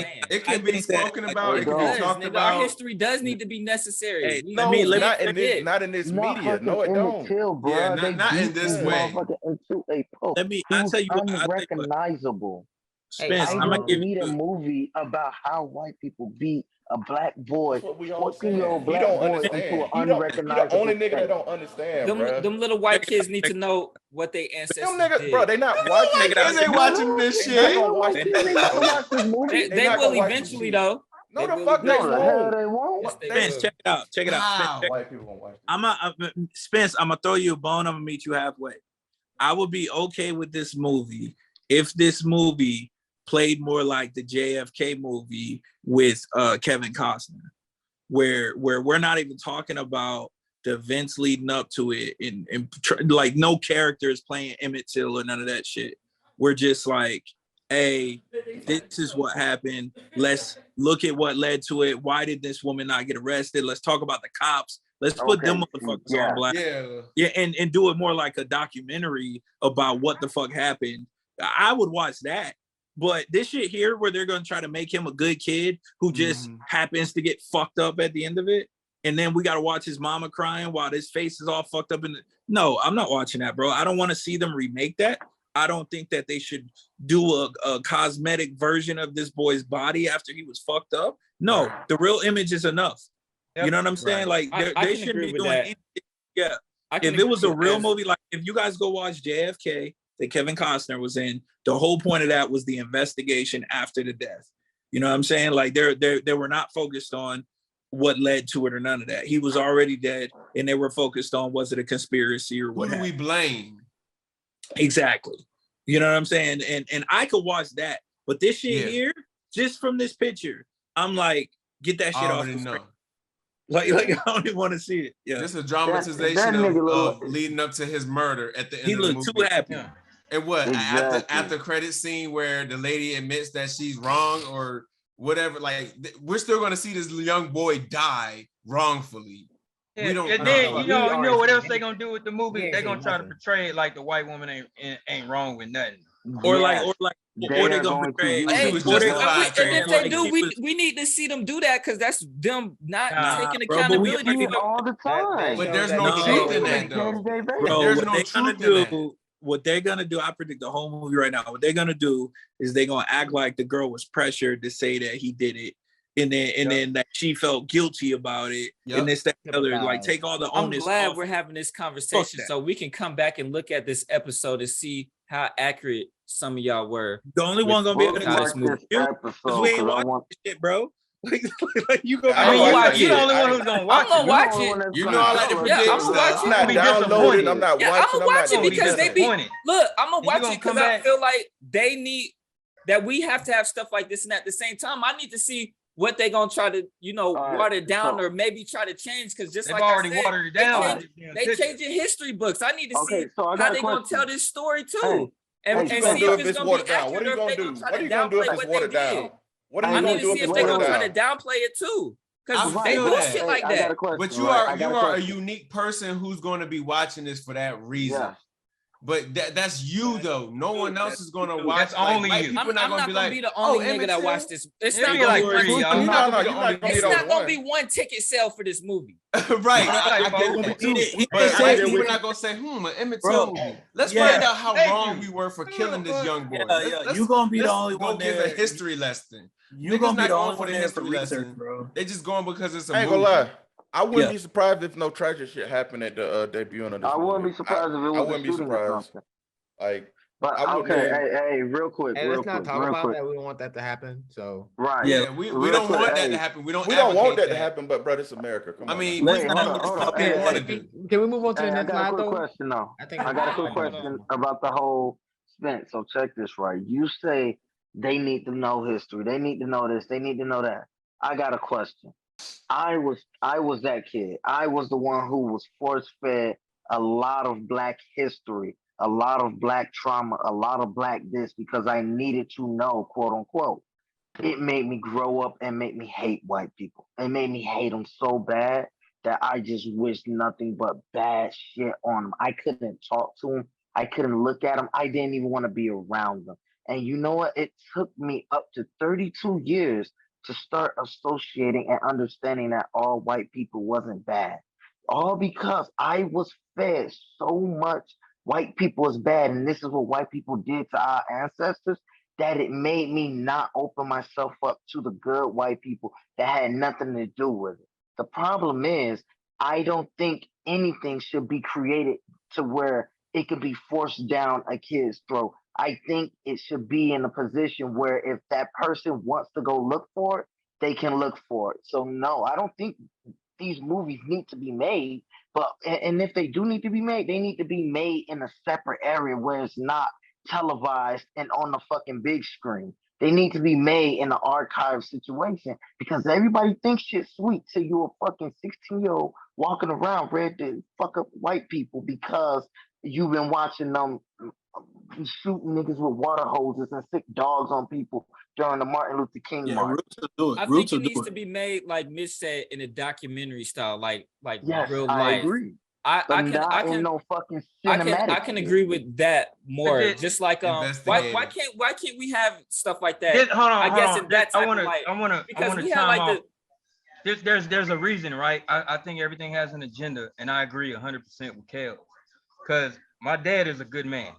My mom is a good woman, but she was low-key racist as fuck. And that shit was rubbing off on me. The same thing, my dad had to pull me to the side because she would always tell me about the shit that happened to her. So I didn't like the Caucasians at first. One, the reason I don't agree with movies like this because they incite certain feelings. The movie Higher Learning. The movie Higher Learning of all movies. Yeah, boy. That shit touched my heart. Because one, I was in love with Tyra Banks. But when I get shot, and then you see the story how Buddy became a KKK little motherfucker and all that, dude, that shit brings anger. Bro, I was crying and I wanted to just fuck white people up after that movie. Yes. I was like, man, that's some shit you got to grow out of. And then when I hear my mom, I think my mom took me to see it, but she knew I love Tyra Banks and I'm a big Ice Cube fan. But when I see that scene, I'm just like, yo, what the fuck? And then Buddy just got bullied into doing that shit. But that's just in a movie. Now take a real life story and put it in a movie, and they trying to water it down to make them look good. And somebody said they're gonna make Olga, the white lady, look like she was pressured to do that shit. Another reason I don't like this shit, because I'm from Oklahoma. I didn't know about the Tulsa race riots and all Black Wall Street, and they don't teach that shit in school where I'm from. I didn't know about it until I was pick and choose, and they changing history. That's why we need shit like this. That's the thing, though. They need to teach it in the schools. I get that, but they not going to from a book. But when you put it on screen, like you trying to incite something, a certain feeling from me to go do something stupid. Dude, it take a lot to like when we see y'all people getting fucked. I've never watched 12 Years a Slave, and I am obsessed with Lupita Nyong'o, but I will never watch that fucking movie because it's gonna. I can't make it. And I'm just like, dude, I can't watch my people get glorified as being slaves on the fucking big screen. That shit, fuck that. I've never watched nothing like this. I just can't. Like the longer we talk about it, that's why I just been sitting quiet. The more I get pissed off, and I'm like, bro, like, I'm like, I just can't, bro. Like, if you like, I get it. Nigga, I cried in Red Tails, bro. I'm gonna fuck somebody up. Red Tails is like, I don't like. We can't talk about and see and learn about stuff like this as a Black people because it just makes us mad. We can't learn about it. We can't have. I don't know what you done been through in life, nigga. We can learn about it, but it's just hard to see a movie like this being dramatized and white people are profiting off of it. If Black people were making it and they were giving insight to she was lying the whole time, and this is what carried on, then we could actually represent it and respect it. Well, we still don't know. Nobody looked up who making the movie. I mean, I have, bro. I'm sitting here. I don't look that. So it is a Black director, and okay, so he might tell it in a different way that. Bro, it ain't a Black. Let me finish. It ain't a Black. Most of the people who I don't clicked on, 8 people who are producers, only 2 are Black. Yeah, they Jewish. The rest of them Jewish. That's what it is. That's just the Hollywood. It's not a race thing. It's Hollywood in general. So like they're the ones who own it. So you gotta understand that. Like the Spence, what you're saying is not wrong, but I think there's a disconnect because what we're really saying is that anytime this type of movie is made in Hollywood, is made to make light of what happened. If you watch that Harriet Tubman movie that came out recently, they tried to turn Harriet Tubman into some cowgirl superhero, basically taking away the real struggle of the fact that she was a regular woman that did all the great things that she did. It took away from that. It made it seem fantasy like. You get what I'm saying? And because of that, it belittle what happened. I literally live in the city Harriet Tubman escaped from. Like her museum is here in Cambridge, Maryland. And I'm telling you, bro, like it's a fucking travesty to see that shit. And I know they're gonna do the same thing there. They're gonna try to make light of what happened. And then when it does happen, they're going to try to act like that girl wasn't really innocent or wasn't really guilty, or she was pressured to lie. The cops were going to do what they were going to do regardless, or the hoodlums or whoever. And that's what they're going to do, because that's what they always do in those movies, bro. And that's why we're saying, fuck this movie. Right. Like, because it's not going to be something that we want our kids to see, because it's not going to educate properly. It's not going to be historically accurate. Yeah. That's why we're saying we can't watch it. I can agree on that piece. Because that girl, at the end of the day, that girl was racist. Pressured or not, you made a choice. Racist, and she let this little boy get murdered. Like, I don't give a fuck. We were talking about the whole Travis Scott shit. She let this kid get murdered. Whether she was racist or not, her ass should be in prison. You know what she got from that? She got to live an entire fucking life. Her whole life. And then just so she felt like she could go to heaven after she died, she fucking told the truth right before she died. Fuck out here, bro. Yeah, that's what the religion. I ain't even gonna get in religion, but I'll get into it. My dad's a Pentecostal preacher. I will get the fuck into it, bro. This is the thing, though. Hold on. This is so. My uncle, my granddad, and my great grandfather all preachers, which is cool.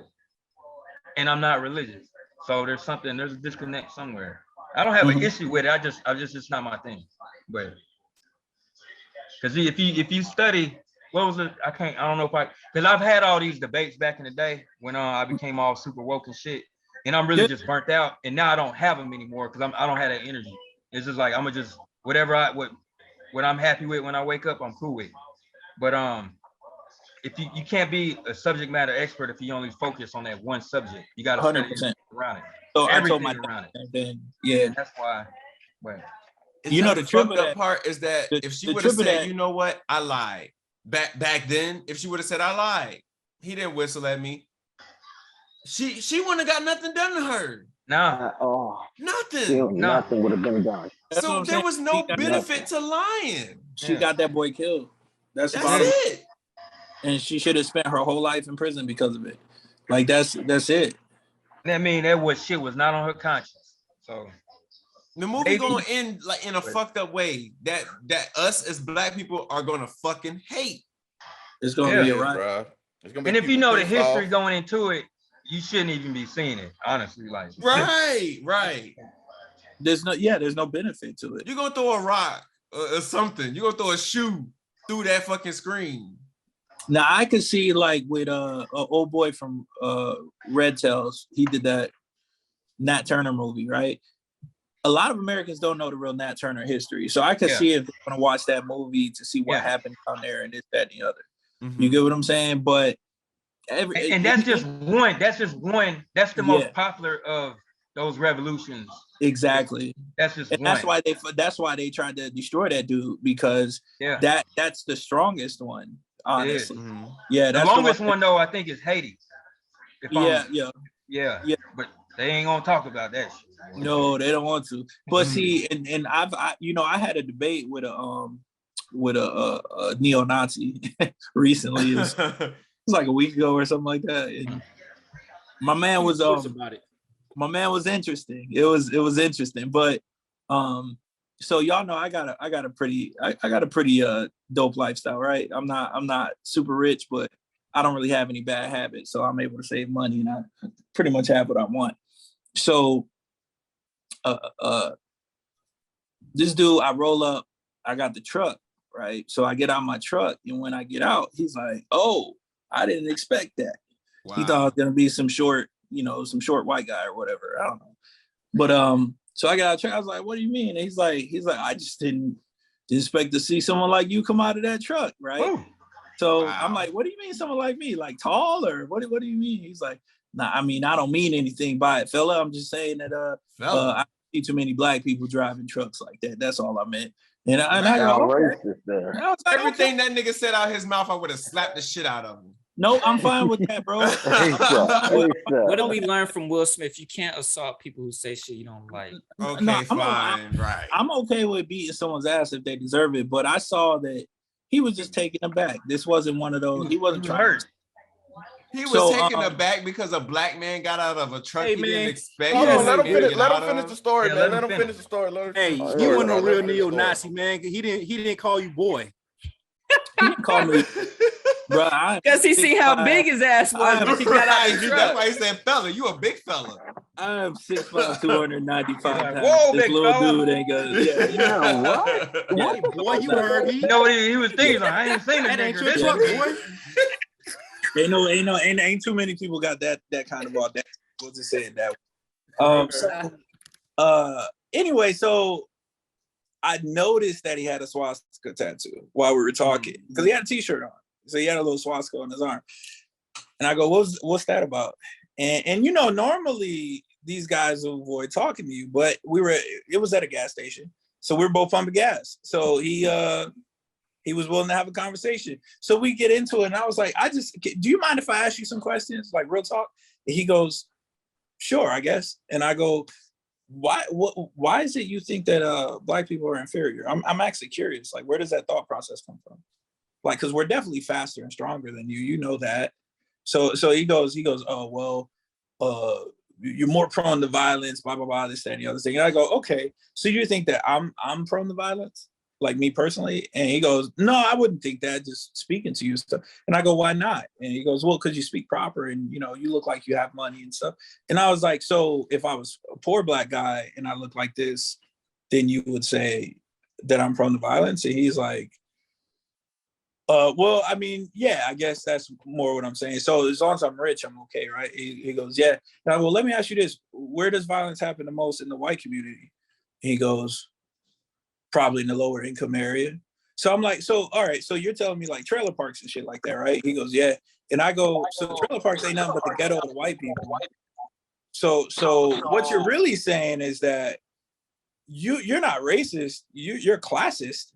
Yeah, you just don't like the fact that poor people rob people, but poor black and white people rob people. You agree with that? And he froze. And he was like, hey, you have a nice day, and just drove off. Like, it's like, he was like, hey, you know why he talked to you though? Because you can't fight that shit that shit's wrong, man. No matter what, you know deep inside your heart that shit's wrong. To even strike up a conversation with you, period, or even I'm in uniform at the time. I'm in uniform. So that it's changes. Like you want somebody to talk you out of making a bad decision. Yeah, exactly. Yeah. So even, hey, uniform or not, man, if you are hardcore about that shit, man, yeah, like you're not gonna talk to anybody. Mm-hmm. I'm different. I would not have gave him the time of day, man. Especially if I've seen that tattoo. Swastika? Oh yeah. I'm good. I would have told that nigga, you have a nice day, sir. Hey, though, so hold on. Confederate flags, man. When I first bought my house here at Bragg, before I bought it prior to Japan and I left it and now I'm back. So my neighbor, the motherfucker was racist white boy. Because when I was searching things, he had the hood of one of his vehicles taken off with the fucking what's that stupid ass flag? Confederate flag. Yeah, that lame shit, right? Yeah. And I was like, oh, I ain't gonna think nothing of it, because sometimes, you know, whatever, even though I do think something of it. But I'm like, so I pulled up on him. This is the biggest flex, dude. I pulled up on him, and I think I still had the Mustang then. And I pulled up, rolled the window down. I was like, hey man, what's up? He was getting his mail. And he just had this look. I was like, hey, I'm your new neighbor. And he was like, oh, are you renting? I was like, no, I bought the house. Brought his face. Face, dude. I was like, and he's like, oh, well, maybe we can get together and have beer sometime. I was like, all right, cool, whatever. Then I pulled in. Buddy moved out in 3 days. Damn. I was like, shit. Say you niggas is bringing the property value down. He moved out, and then he moved out in 3 days, and then one of my good friends ended up renting the house next door. So it was just like, this shit was funny though. He said, I'm out of here, bro. I was so happy. I was like, I'm glad this cracker left. He said, I did. All right, next that's all you can call him, yo. Oh shit! Top 5 all time NBA. Oh my players. god! All right, hey, go ahead. How do we do this, man? Okay, Michael, Kobe. Sure. It's not necessarily from this picture. The people from this picture is just your top 5 all time. How Bill Russell not on this picture, bro? Where's Will Chamberlain, bro? Says he the greatest of all time. I mean, the motherfucker got 11 rings. Fuck everything, y'all. Yeah, I'll go real quick. Let me get mine out the way. Not in order. MJ, Kobe, Magic, Duncan, and then I'm gonna take Kareem. I can work with. I can actually live with that list. I noticed it was lacking somewhat. Yeah, and that's why I paused. Oh no, you thinking LeBron ain't on that motherfucker? But I paused because there would probably the Celtic would be in the top 6 because I do, I'm a Laker guy, but See, and I can understand that. I can appreciate that. Here's okay, I'll give my top 5. All right. So not in order, I'll just say who they are. So Bill Russell, Jordan, Magic, I always had to slow down at 4. Probably Duncan and probably Bird, but it's I like that list. It's a picky, it's tough. It's like it's 5, tricky. 6, 7 are real close. But I like the foundation you set up there. Yeah. 5, 6, and 7 are tough. They get tricky. But here, my one question. LeBron's got one question. One question for everybody. Is Kobe at least in your top 10? Yes. He's in my top 5. Kobe's in my top 10. No, that's just as long as he's in the top. Because I don't get not top 5. As long as he's not in the 10. He's not my top 5. He's top 10. As long as he's in the 10. I don't care where at. Because a lot of people, me and my good friend, we argue all the time over Tim Duncan. Because Tim Duncan here, bro. He's the best. He got the stats. He's the greatest power forward of all time. But Kobe, you can't be the best in your position and not be, that doesn't make sense. But people sleep on Duncan. He don't get his props because he shared his era with Kobe. You know why? No, that's not why he doesn't get his props. I'm gonna tell you why he gets props. He doesn't get his props because he was focused on making sure his team won. Yeah, and that's the same thing. That's the same that Bill Russell did. He focused on making sure his team won. He wasn't flashy. He wasn't trying to show out. He wasn't talking trash. He made sure his team won. Yep. And that's the bottom line. Bill Russell played 13 seasons. He won 11 rings in 13 seasons. Only 2 This is with Wilt playing. This is with Kareem playing. Mm-hmm. This is with Jerry West and them playing. It's crazy that people belittle it. Oh, and by the way, 2 of those seasons, he was coaching while playing. He was the head coach. I seen a documentary about Bill Russell. That's and he was a civil rights activist. Yeah. Bro, I don't understand. Because people will give LeBron crazy credit for the stuff he does, outside of the NBA. And that's what's up. Don't get me wrong. All of his, donating and things like that. Bill Russell was out there with Martin Luther King and shit. You know what I'm saying? For real. When it was not cool to be black, he was out there in Boston. Being black. Being black as you could be in front of everybody, loud and proud, Muhammad Ali-esque in Boston, which is known as a racist city. I'm from Massachusetts, I admit that. I mean, you know what I'm saying? I'm saying is I don't know how people take it. Oh, y'all waiting Go ahead. My top 5: Jordan, Kobe, Kareem. I would say Dr. J and Bill Russell. People don't respect Dr. J they don't at all, dude. They don't, because Dr. J is in my top 10. Dr. J was that nigga. Dr. J was Jordan before Jordan, man. Yeah. It really hurts my heart that people don't give him the respect. They don't. Yeah. My top 5 would be MJ, LeBron, of course, Kareem, Magic, and Tim Duncan. That's my top 5. What was that? Of course. What I mean, it is what it is, man. Like a LeBron fan, bro. But nah, it's all good. I'm not a LeBron That's fan. Cute. That's cute. That's a good 5. That's a good 5. I'm not a LeBron fan. I literally am not a LeBron fan. Just come out the closet, bro. It's okay. Yeah. Oh my God. You want to go to what's the school name? You want to go there? If you Trey. ever have kids, you gonna send them to the school? What Trey at? What's up? What's up, bro? Y'all was talking basketball. I just turned my damn camera off. I don't care. Trey. What's Am I good? a LeBron fan? No, not really. I'm not a LeBron fan. Like, I just respect who he is as a player. Let me ask y'all this. I guess it's just you didn't watch a lot of older basketball. That's fine. Hey, let me ask this. Do y'all think Steph Curry's top 10 now? Yes. For me, no. For scoring, Who do you take out? He's just a nigga who could shoot threes. I'm taking. Oh well, I mean, there is for me because I mean, top 10 is you can. There's I mean, my top 10 is not solid.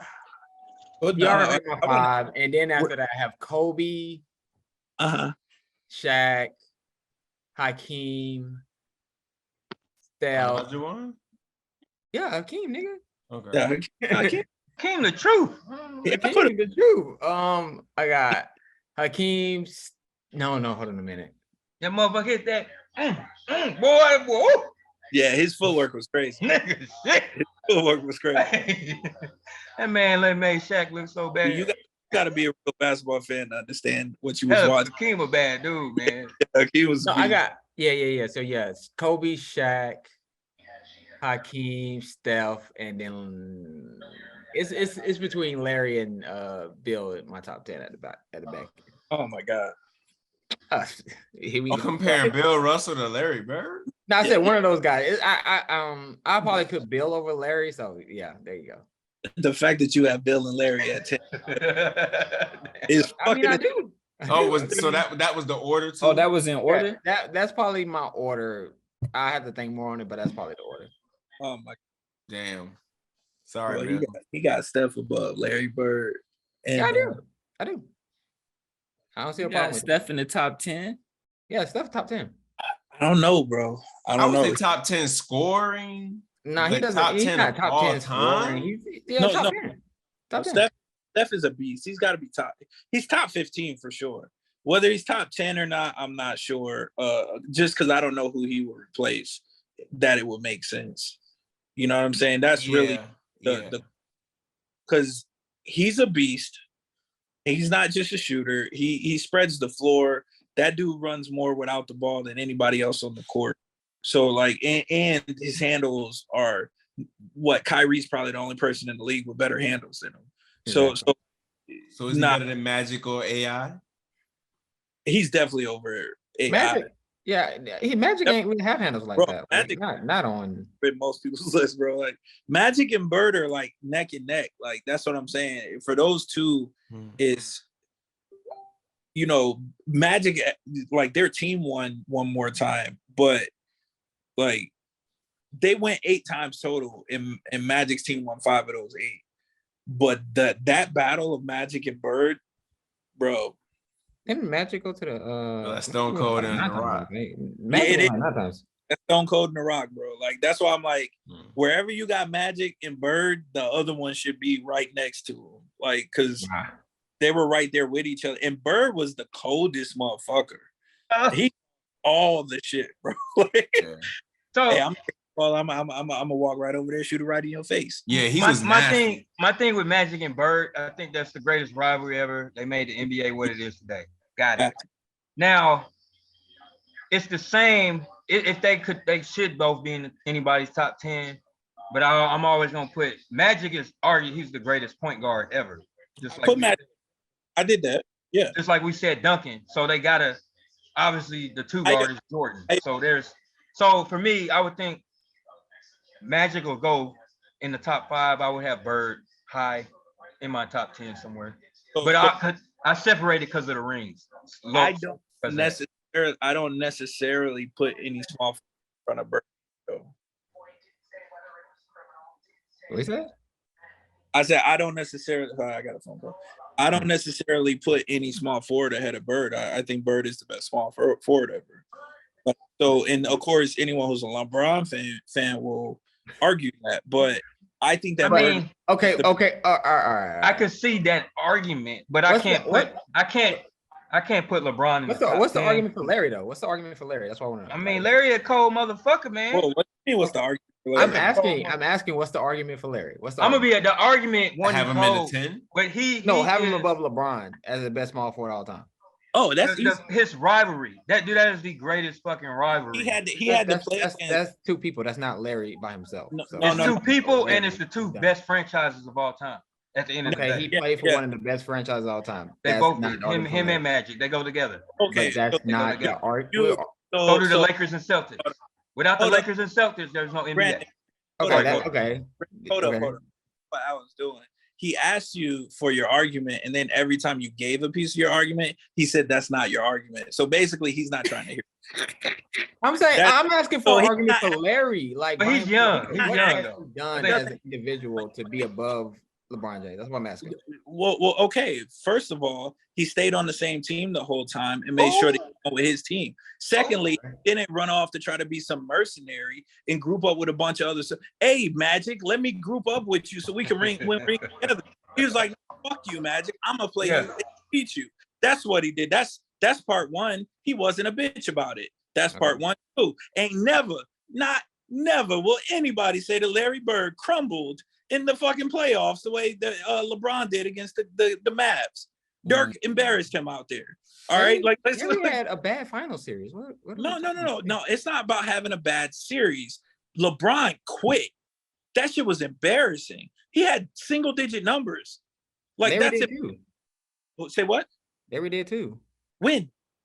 I think it was like his first or second finals he went to. He had like 2 9-point games or something along those lines, if I remember correctly. Bro, LeBron quit. You could see him quit. It wasn't that he had a bad game. He quit. He didn't play anymore. They stole the soul out this motherfucker. It was hilarious. That like, go watch that series again. It's ridiculous. Okay, continue. Like, and that's before he started. What was it? San Antonio, where he's complaining about cramps and shit. Like, bro, it's like being a bitch and play if you really want to know. Now on the other end of it, Larry Bird would check what the best player on the other team was. Let's go. He's gonna play D on them consistently. LeBron does not play D consistently. If anybody says LeBron don't stop. Chill, okay, that's crazy. But continue. I'm listening. Continue. Everybody says that. What do you mean? That's not like a Mitchell. Yeah, that's thing. No. LeBron ain't known for his defense. Larry's not known for his D either. No, Larry Bird he played defense on the best player on the other team always. But he's not known for his defense. No, he's known for shooting the J in your face and talking shit. What is LeBron known for? Okay, continue. Just finish the argument. Look at him. Well, he finish it. When we gonna start getting some goddamn football questions? Shit. No. This weak ass fucking sport, bro. Give me the slide, nigga. I'm good with football too, but like bottom line though, man, Larry Bird has more of a legacy, less of a mercenary, and he made sure that his team had one of the best runs ever in a rivalry situation. And he was playing against one of the best teams of all time, and they still was out there killing it. Now, Magic had the better team. I'm a Celtics fan, and I say that. Like Magic, James Worthy, Kareem, it was disgusting.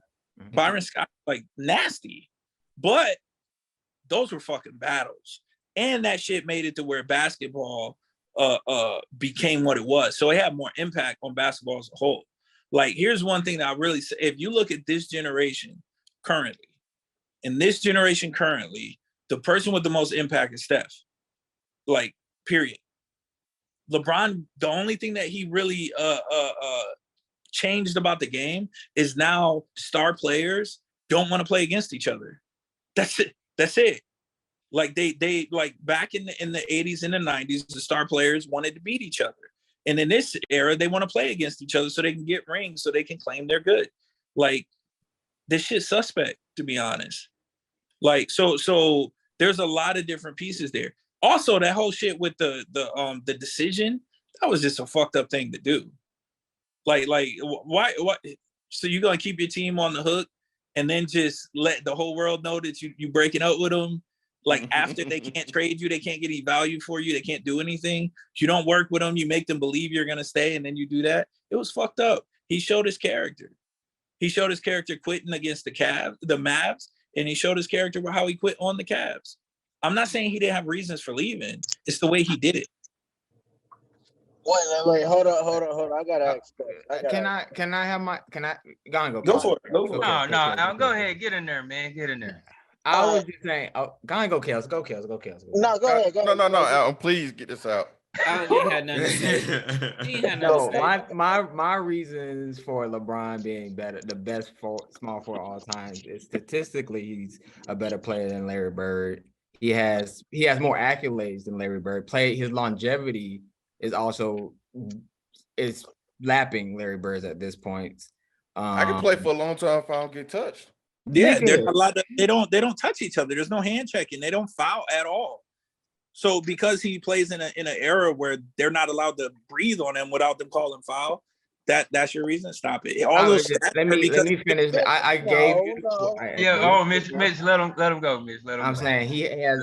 It's not even the fact that it's not even the fact that he's playing for a longer time at a higher level than most greats have played to. They're like 20 years, came out of high school, right? So he got a little couple of years. So he's been playing basketball for a very long time. He didn't have to play in college. You're right.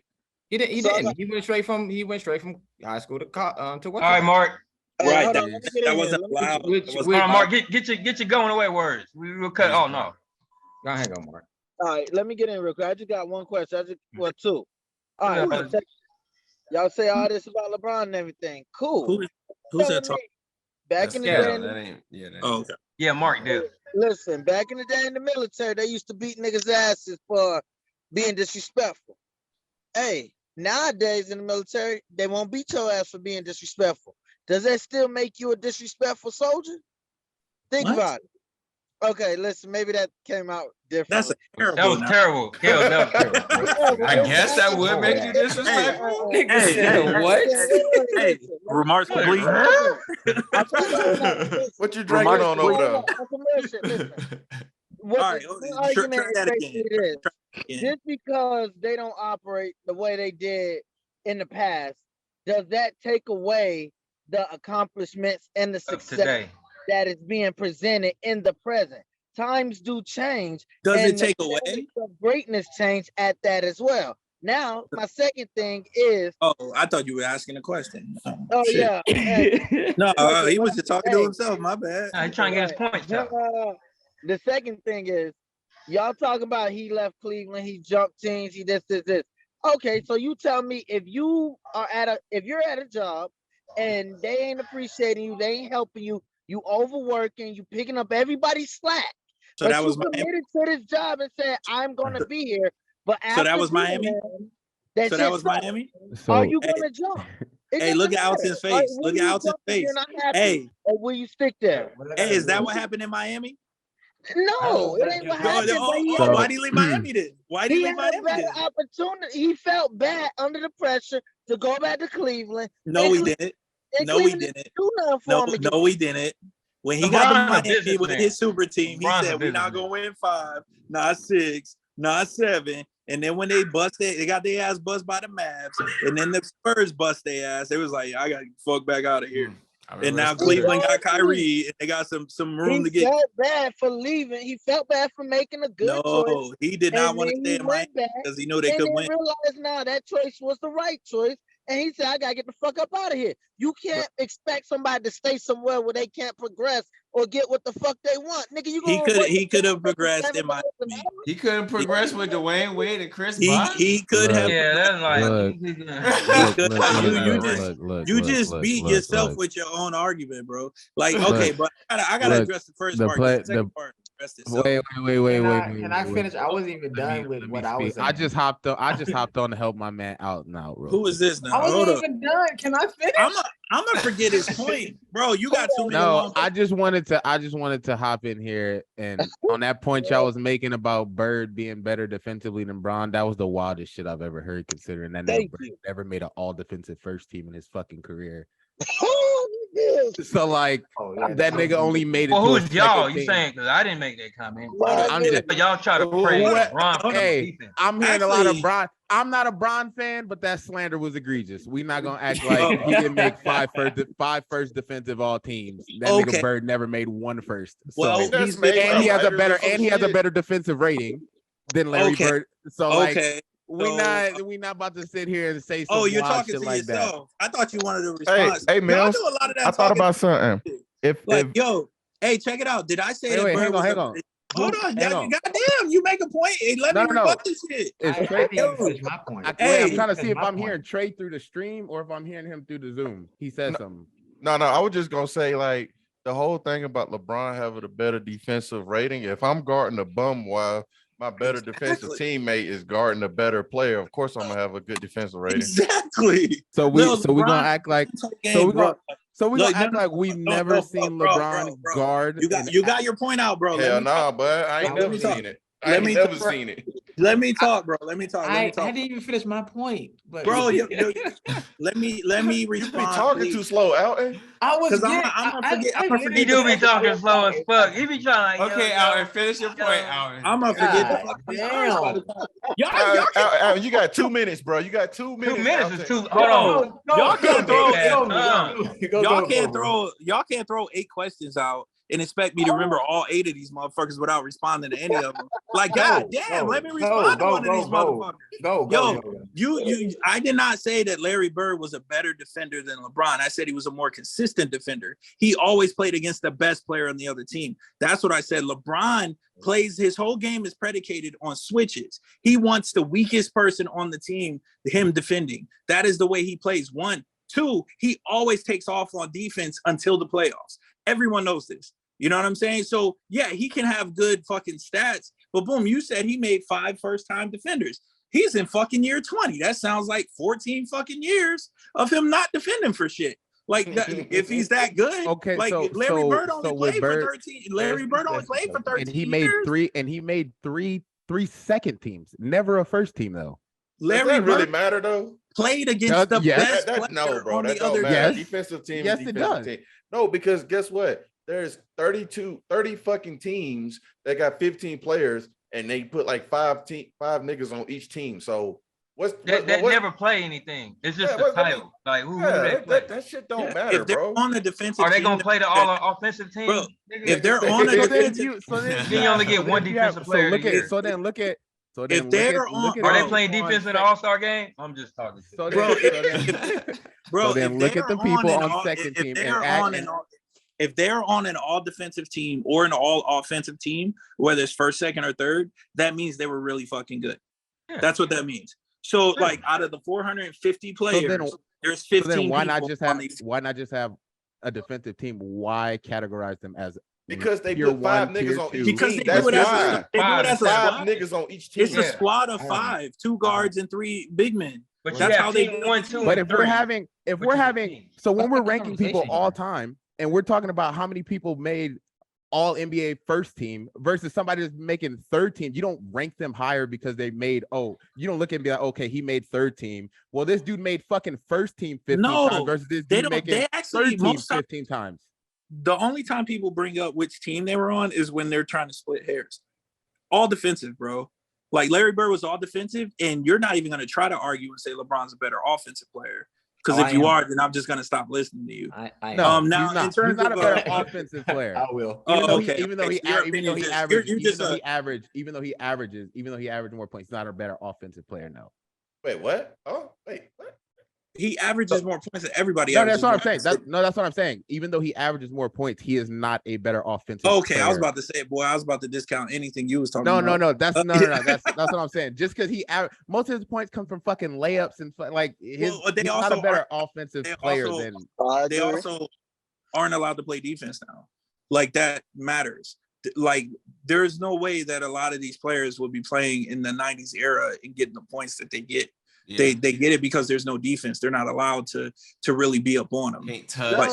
It's because there's regulations. They got tired of niggas getting serious. No, nobody is trying shit. But look. This is what I'm saying. Regardless of that, good. This is what I'm saying. Larry Bird, Michael Jordan, they were scoring that way with that shit where people were getting fucked up. They were still scoring that way then. the motherfuckers would be scoring ridiculous points today. That's what I'm saying. So like that's where you have to. So someone brought up, are you going to penalize them? That terrible analogy he brought up, but basically saying that we shouldn't penalize them for coming up to current times. But hey, check it out. Like, no, we don't penalize them, but we have to keep it in mind that, hey, they had an easier road. You know what I'm saying? So LeBron had an easier road. The East was heavy in the 80s and 90s. The East was the stronger division. The West is clearly the strongest now. For 8 years, LeBron ran the East, no question. The East was the weaker division. The first year LeBron goes to the West, he gets knocked out of the playoffs first round. And a West player comes to the East and wins the East. Like that's what happened. Like Kawhi Leonard went to the East and won the East. He came from the West, went to the East, won the East, then went back to the West. I mean, LeBron did come from the East to the West, and he at least got one ring. Well, he got one ring. Asterisk. I don't believe. No motherfucker. Ain't no asterisk. I don't believe in the asterisk. Ain't no if anything, that was the most pure hoops you're ever gonna fucking see. I agree with you. I agree. No. It might be pure. It might be pure hoop, but it's not NBA. Oh, you're a hooper. You ain't supposed to be distracted. The fuck? No. It might be pure hoop. Well, but either way, it's not NBA hoop. They won that. They did. And who did? And they played against the Heat, which we all know shouldn't have been in the finals. Well, they made that. That goes to the point of what we're saying about it being an asterisk. Like the Heat shouldn't even. There's no asterisk. There's no asterisk. They played basketball. They won they series. They made it to the That's like if somebody play a shorter they season, didn't even have a champion. Hey, that same team The only people say there's an asterisk on it. That same team didn't even make the playoffs. Like, I'm just saying. That same team didn't make the playoffs when they didn't even make the playoffs this last year. Yes, they did. The West is harder. Didn't you say that earlier? That's not the same team. They did not make the playoffs. They did not make the playoffs this year, bro. They didn't make it this year. They made it to the. They did not make the playoffs this year. I think he's talking about the Lakers. I think he's talking about the Lakers. Oh, you talking about the Lakers? Oh, I thought you talking about the Heat.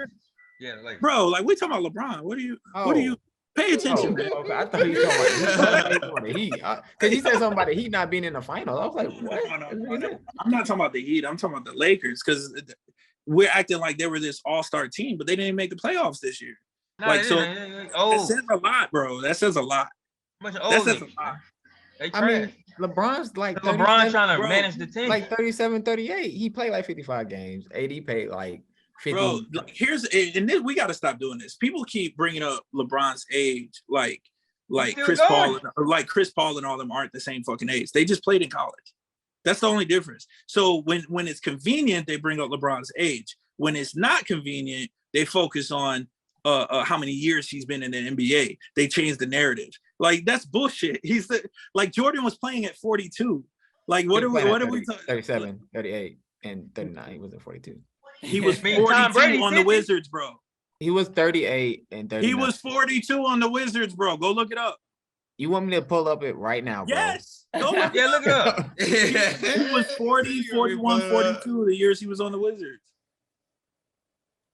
He was definitely over 40. Hey, the thing about this group is he was 38 in that. He was 38 in that. He was 38 in that first season. The first season, how many years he played? He played until over 40, bro. He played 2 years. He played 01 and 02. That's it. Which he was 40. Trey, we're gonna get some. You said over 40. I thought he was 40. He was 40. Hold on. He said, "What the hell is 40, nigga?" He said, "I'm 40." I'm 40 Sunday. I turned 40 on Sunday. Fuck all of y'all. Damn, 40, man. That's close to 50. Fuck y'all. Hey, I'm talking shit. You know, he was 40. He was 40 that last season. He was 40. He was 40. I say he played 38, 39, 40. Yeah. No, I see how nah, you didn't mention 40, motherfucker. 38, 39, 40. I said 37. I was like, no, that's wrong. 38, 39, 40. You said he was 38, bro. He was not 40. I said 38, and I said he ended when he was 40. That's it.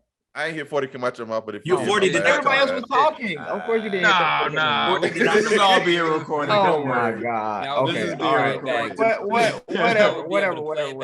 I don't know. The thing is, the thing is, I don't think the Lakers were terrible this year. Obviously, with Russell Westbrook and the offense. Y'all can't put that blame on that. They tried to I'm not saying, you know what? Hell, LeBron is I'm running glad you the did that. team. I'm glad you did that. I'm glad you did that. That was the other thing I meant to bring up when they were bringing up the why LeBron. Because every time LeBron's on the team, he never takes blame for anything. It's always his teammate's fault. He don't take blame for shit, bro. It's all Russell Westbrook's fault. Is he supposed to come out and like take the blame? Like, oh, I'm pretty sure he took blame for the season at the end of the. Take that blame, like y'all saying Travis Scott. The person taking heat is I didn't see the exit interview, so he probably took blame for the season. We don't know, bro. The person taking the heat for this season is Westbrook, and he's the only one who played the fucking season.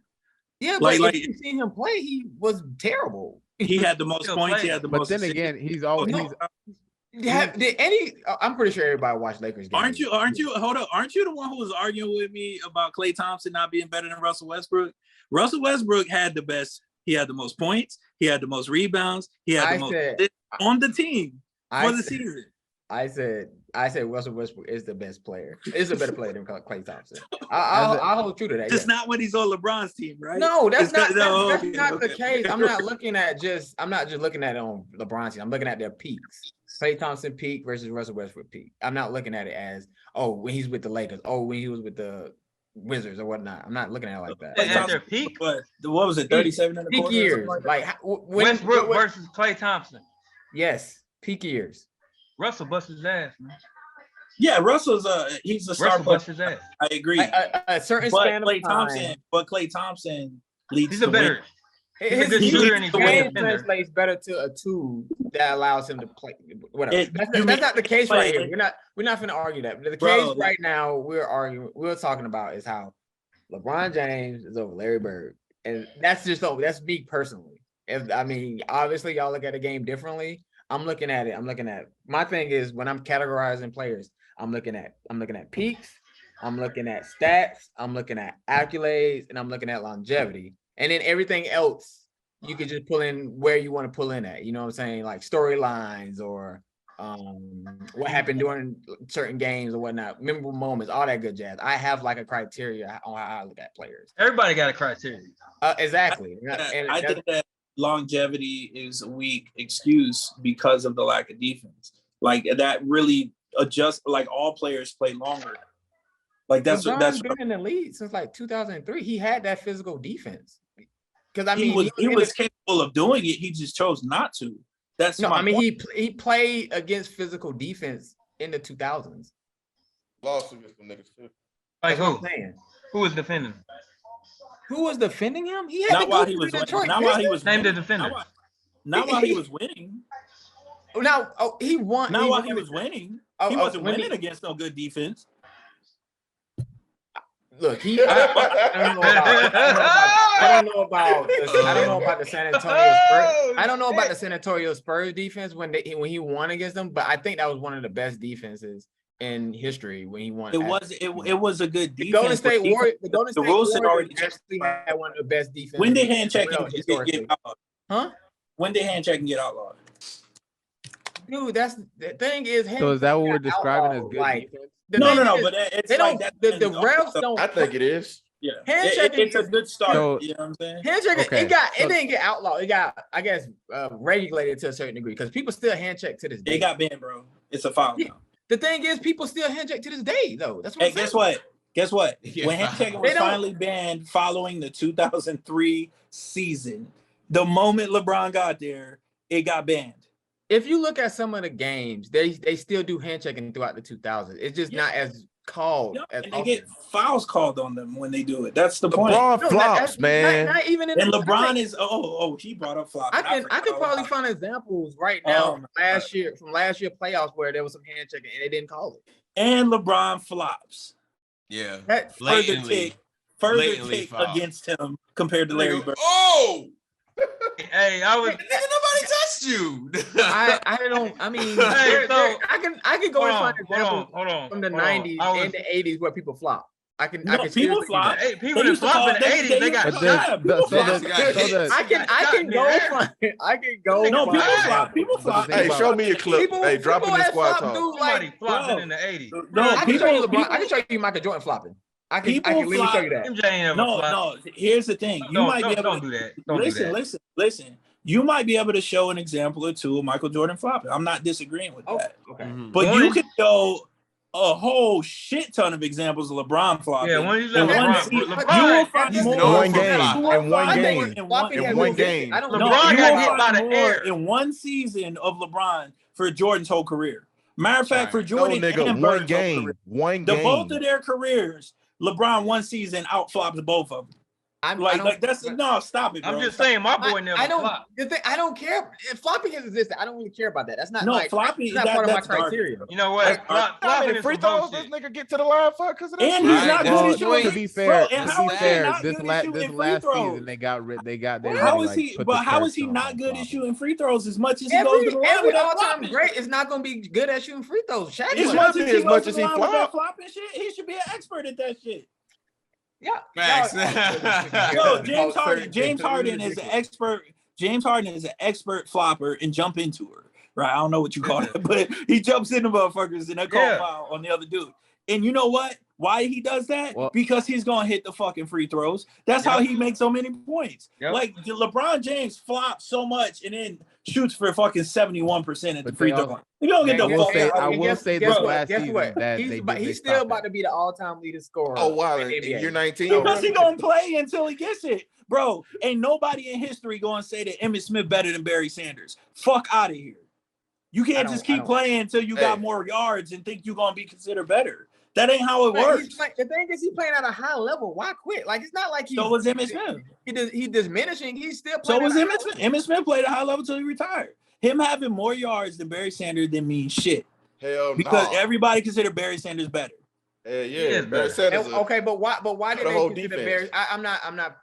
As no, what my point in saying that Barry Sanders chose not to. No, Barry Sanders didn't win shit. He was on the Lions. They don't win. Like, but he's still considered the greatest of all time. Like, that's what I'm saying. The only person who's even in the running is Trey, we got football. We got the only person. Hold on. So I don't see his face light up. The only person even in the argument against Barry Sanders is fucking Walter Payton. Jim Brown. Jim Brown is the only one. So like other than that. Nah, not Walter Payton. But what position are we talking running about? Back, they're running back. Running back. Come on, Al, bro. Come on, Al. Running back. We don't know football. We just switched sports. Okay. Let me explain it. My bad. We're hitting now. We're in football. Let me explain it. I literally only been watching football for like maybe 3-4 years now. Let me explain. Should have been watching it your whole life. LeBron James just playing until he outscores Kareem. It doesn't mean anything if he just has to play longer. Like, yeah, you got longevity, but Kareem played against Wilt Chamberlain. He played against Bill Russell. He played against Larry Bird and Bill Laimbeer. He only played 1 year against Bill Russell. One. My point is he played against all these very, very physical people, and he still has that record. That's the point in saying what I'm saying. And he did it by twos. LeBron shoots threes all the time. I don't think Kareem ever shot a three in his career. He has. Okay, maybe. I'm not saying one. No, he did. Yeah, I'm not saying that. I'm not even arguing it. Like Shaq only shot. No, he did. He actually did. I'm not lying. No. I'm not disagreeing with you. What I'm saying is that LeBron is playing in a game by threes to try to catch up to Kareem, who played by twos. And if he takes longer to accomplish that while shooting threes, the fact that people are trying to give him credit for that over Kareem is crazy to me. I'm not like Karl Malone was number 2. I'm not saying. I got one quick is number 2. Karl Malone is number 2. Hold on, right? one quick. Until LeBron recently. LeBron. One quick thing though, right? With the points, right? Because if my thing with Kobe was, I forgot where he's at now. He's like 4 or 5 now. He's 4. Right, but think who was his teammate who was originally in the 10 and he got bumped back? Shaq. So he had to play with another great scorer. Well, then you also have to factor in the injury seasons, and then but the thing, because like with LeBron, if him staying healthy is what's gonna get him to that eventually, because he's playing longer. And that's from the lack of defense, bro. Yeah, like that's what I'm saying. Like the lack of defense allows longevity. Or that, or it could be to the fact that he's a genetic freak and No. But there are other genetic freaks, though, bro. There are other genetic freaks. LeBron is. Don't get me wrong, like, because I hate this conversation because it sounds like I'm dissing him, and I'm really not. He's still one of the top 10 of all time. Like, he's a monster. Like, be clear on that. LeBron's a monster, right? He is an exceptional athlete, a very good basketball player, one of the highest IQs ever, right? He's probably the third best point guard ever. I'm actually flat out saying he's not even a point guard, but he's probably the third best point guard ever. Like, he's up there. You get what I'm saying? So I'm not dissing LeBron. What I'm saying is that it's a perfect storm of him being really good and the rules working to his advantage, and him being willing to cheat, aka flopping, right? So the combination of flopping is cheating, bro. So like the combination of that is like the perfect storm of he's able to stay healthy longer than other players who have played at his level.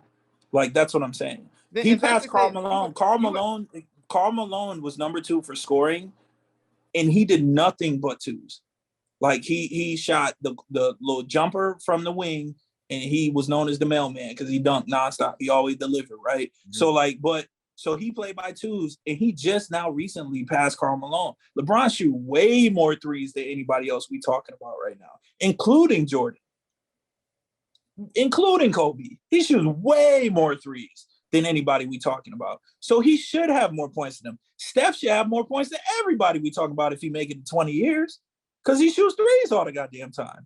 So like, if he makes it to 20 years, but Steph already got injury history, right? So it might not happen. And he's not as big as LeBron. He's not as big as him. He's not as strong. Fair enough. He's a little dude in that world, and he's like 6'3". But he's a little dude in that world, you know? So all I'm saying is that what frustrates me about people who are just LeBron fucking dick suckers is like they just don't even keep in mind. They just don't even. Hold on, man. Didn't you just give a shark class earlier? It's like they just ignore the fucking like the reality that he's in, though. Like, that's the shit. Oh, my camera ain't on. My bad, y'all. I didn't realize it went on. It ain't been on the whole time. No shit. You know what I'm saying? My bad. But the whole point, that man was busting poses and everything. That's all we could see. Nah, but real talk, man. That's the thing that frustrates me about LeBron fans is like they just discount everything everyone did before them, and they act like everything he's doing is the best anyone's ever done it. And it's like, it's just not true. Like, Larry Bird did not shoot a lot of threes in the scheme of 3-point shooting today. And he is still a better offensive player than LeBron, like, by a lot. Because he made more shots. Yeah, he was the clutch. Like, I promise you, LeBron gonna pass it, Bird gonna shoot it, and Bird gonna hit it. But LeBron has the most clutch shots in NBA history. That's facts. That's not no, me. That's not no, that's not. That was debunked. That was debunked. That says that LeBron has the most shots within the last 5 minutes of the game, and they're calling it clutch. Clutch that's is also like not 30 seconds, bro. That's like, also stop. only in the playoffs. Kobe has more career buzzer beaters than LeBron, like by a lot. So yeah, and if it ain't in the last 24 seconds, that shit don't count, bro. Like career buzzer beaters, I think he's up on him by at least 15. And you know what? I remember I think it was Isaiah Thomas. I think it was I was wondering why Isaiah. I think Isaiah Thomas was the one who said Reggie Miller. He was talking about Reggie Miller, and he goes, the thing about Reggie Miller wasn't necessarily that he was gonna hit the game-winning shot, but when you're down by 2 or 3 and they need a shot to stay in the game, he gonna hit that shot. Like, and that's clutch. Like, that's my favorite basketball player of all time. Oh yeah, Reggie Miller's a beast, bro. Oh, okay, you said so if you're defining it by buzzer beaters, I'm not. LeBron. I'm saying I said the last 24 seconds, bro, because that's what. If you want to expand on that, because the last I already know what stat you about to go with. If we're talking about just buzzer beaters, if we're just talking about buzzer beaters, LeBron is number 4. Above him is Joe Johnson, Kobe Bryant, and Michael Jordan. That's it. The true goat, mother. ISO Joe. Now, if we're saying the last 24 seconds, we could definitely what you call it? It's a different animal, because that's when it's like you got to stay in the game. You know what I'm saying? Timeouts is happening like crazy. You know what I'm saying? Like that's really it. Buzzer beaters is a different animal. Plus, LeBron, that actually says a lot that LeBron doesn't have the most because he's played longer than everybody else you just named. Like, let's be clear on that one. Like he's already surpassed their career time wise. Can we all agree there? Like he should be ahead of them. And the fact that he isn't is the point. But that's what I'm saying about Emmitt Smith and Barry Sanders. Like Emmitt Smith did not do what he did in the same amount of time that Barry Sanders did. You know what I'm saying? He just kept playing until he got the record. And Barry Sanders retired early because he did not want to disrespect Jim Brown's record. Like that's so it's like there's a quality piece and there's an eyeball test that has to happen here. And I think that because younger cats didn't watch them play, it's like, well, LeBron's the greatest ever. And they're that's disconnected. It's frustrating. Okay. Yeah. All right. So according to Bleacher Report, since LeBron came into the league, nobody in NBA has made more game time and go-ahead shots in the final 20 seconds of a playoff game than LeBron, who is 7 for 16 in playoff, bro. Isn't that he's played more playoff games, bro? But that's what I'm saying. That's where they always get it. This article came out. The point is they always try to specify it in a way that makes sense. LeBron he went to the finals 10 years in a row. The playoff bro, he went to the finals 10 years in a row. He's played more playoff games than anybody. Except for Bill Russell. There are more regular season. Hold on, there are more meaningless fucking stats for LeBron than anybody. Seriously, I watch the show. They make all these. A lot of them are just if we're just talking like if we're just talking. Well, I'm finna keep reaching. LeBron still has. If we're talking the last 24 seconds, LeBron still has the most. Okay. All right. He's played more than everybody. We just said that. But y'all just said we just said he's played more than everybody, bro. The thing is, bro, go watch Larry Bird, bro. Go watch the Celtics. I have a question because he's played a lot longer. So I have a question. Yeah, that's what I'm saying. Go watch. I have a question. I provided you. Oh, go ahead, Brad. Go. Listen what I'm saying. Go watch. Have a quick the question. Celtics play against the Pistons. Hey, go watch the Celtics play against the Pistons. Watch Isaiah Thomas try to pass the ball in. Larry Bird steal it and then hit the winning shot in the last like 100 times. Exactly. I'm saying that's who Bird was. I have a question. What do you have equivalent? Brandon got a question. Go ahead, Brandon. Go, Brandon. I literally the block. Hold on. Go ahead, Brandon. Go ahead, Brandon. Right. LeBron being the most accurate in the last 24 seconds, right? You still with me? Yes. Can he outscore Tracy McGrady in 24 seconds? Hell no. You're pulling outliers out your ass right now, bro. That's gonna go over his head. He's gonna go over his head. Outlier. That was an outlier, bro. I'm not listening. He's an outlier. He's an outlier. That only happened like once in Tracy McGrady's career. We're not for that. Well, it happened, nigga. It happened. It's a feat, bro. That's an outlier, bro. I'm not worried about that. Okay, when did it happen in LeBron's career? What are you talking about? When did it happen in LeBron's career?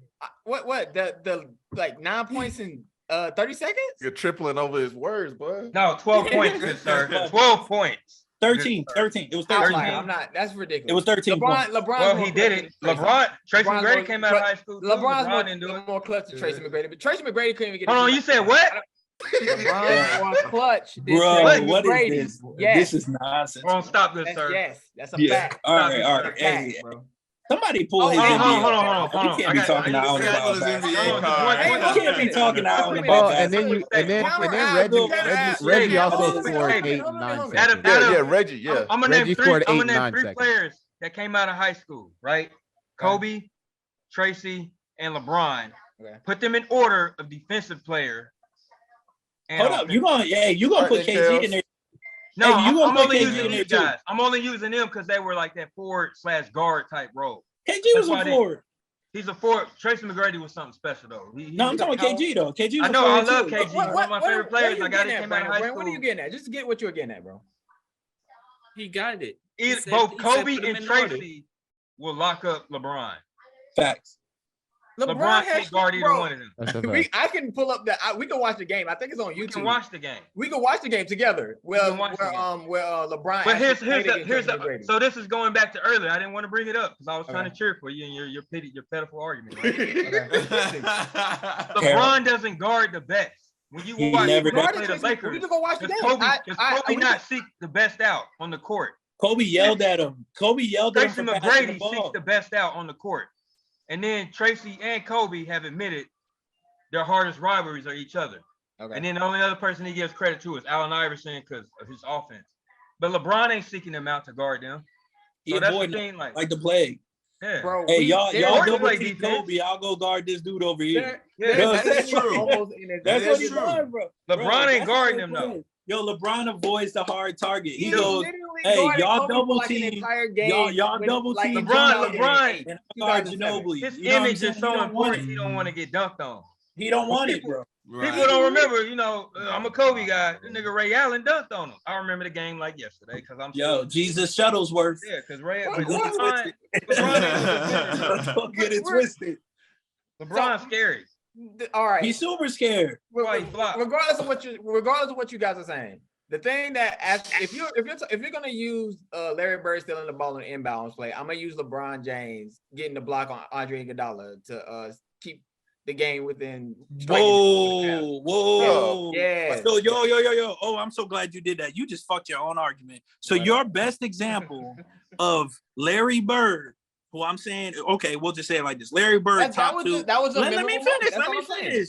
Larry Bird, top two shooting guard all time. I don't think you're arguing that. He's top two. Small forward. I don't even know what I just said. So Larry Bird, top two small forward all time, stole the ball from Isaiah Thomas, top two point guard all time. And you're bringing up the sixth man on the team that LeBron brought as your example of an equivalent. No, that has everything to do with it, bro. That is the two stars. What happened is no. Listen. There's nothing. Listen. That has everything to do with it. That is the two stars of the team battling each other, and one of them winning. You're talking about the sixth man on the team getting dominated by the star of the other team. That is your example of an equivalent play. This point goes to Mitch. This point goes to Mitch. Say it again. He passed it up to Andre Iguodala. LeBron just made the right play. He made the right play. Just stop, bro. Just stop. Anyway, to be fair to Alton, we're going into nuances. The thing is, LeBron James is a better scorer. He's a better passer. He's a better scorer. He's a better defender. He's a better defender than Larry Bird, and that's facts.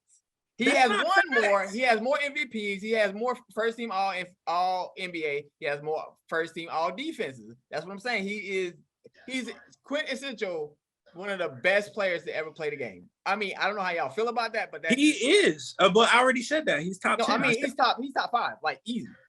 Nobody has the resume that LeBron James has coming out. Of course, my resume gonna be good if I play 1,000 years. And MJ, that's it. That's it. So Kobe doesn't have that career. No, Kobe doesn't. What? Kobe doesn't. Hold on. What? Hold on, good sir. Hold the fuck on. I'm a Laker fan. Hold on, nigga. Kobe is a top 6. Don't get it wrong. Kobe's a top 6. Coming for Kobe? Kobe's a top 6. Kobe has one MVP. Mitch had to cut his camera off. Kobe has one MVP. Can't even look at you. LeBron James has 4. No. LeBron James has been a better player than Kobe has been. Based off of what? Bruh. Cap. That's cap. Let me tell you what LeBron has been. Let me tell you. All right, look. What the fuck are you smoking, dude? You're not gonna. Hey man, did you do coke? You're not about to have me defending Kobe Bryant. I'm a Celtics fan. But what you're not gonna do is act like, first of all, that Steve Nash didn't steal 2 MVPs. All right, you're not gonna do that. And what you also not gonna do, and what you also not gonna do. What you also not gonna do is Steve Nash stole Kobe had a 2 tougher MVP, road and one more was less. What you also not gonna do is act like I heard LeBron. that. I think that was Mims. I heard you. What you also not gonna do is act like LeBron didn't win those MVPs just because he was the most famous player in the game. He was the best player. Character, you was right. Character. He was. He would have won it 8 years straight.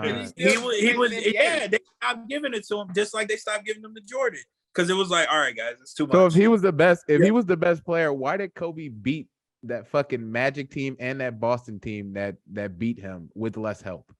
Oh shit! And he had to go through more 50 wins. And he had to go through more. Hold on. Let me chime in off that. LeBron had more help. Let me chime in off that one comment. No, right? No, hold on, goddammit. No, I'm gonna chime in. And he got through more 50-win teams with less help. Skip. So with that, right? Skip. When we talked about people getting defeated, right? Bro, I watched Kobe Bryant get beat by the Celtics. He quit one game. They got the beat. I was hurt. What did he do? He went back next year and beat him. Facts. So, I mean, that's my argument. That's all. And why did he? Hey, not just that. Why did? What was the argument? I already made it. You missed it. Why did Kobe quit? Because they got drugged by the No. He actually quit for a reason. It was in the media. It was wild. When he was fed the up. team was wilding. I'm about to say the team was wilding on him. The team was wild, and they didn't want to fucking practice. They weren't taking it serious. He was like, all right, fuck it, do it without me then. And then he won two. Yo, this is the bottom line. He went and won two. He stayed on the same team the whole time. God, I hate the fucking defending Kobe. He stayed on the whole one team the whole time. He won 3 with Shaq, and then when Shaq left, he was like, fuck. I can't let my career be that I ain't won them without Shaq. So what he do? He fucking wins 2 more without Shaq and without another fucking superstar. Andrew fucking Bynum. Andrew fucking Bynum. The only one to do that. Andrew fucking Bynum. Who is Andrew? Andrew Bynum. Who the fuck said Andrew Bynum? Trey, you know he ain't a basketball guy. Andrew, yeah. Who the fuck is Andrew? But I'm saying, I know the people who's on the team. That's Yee's brother. We not just going to drive by that. No, that's Yee's brother. Andrew, bro.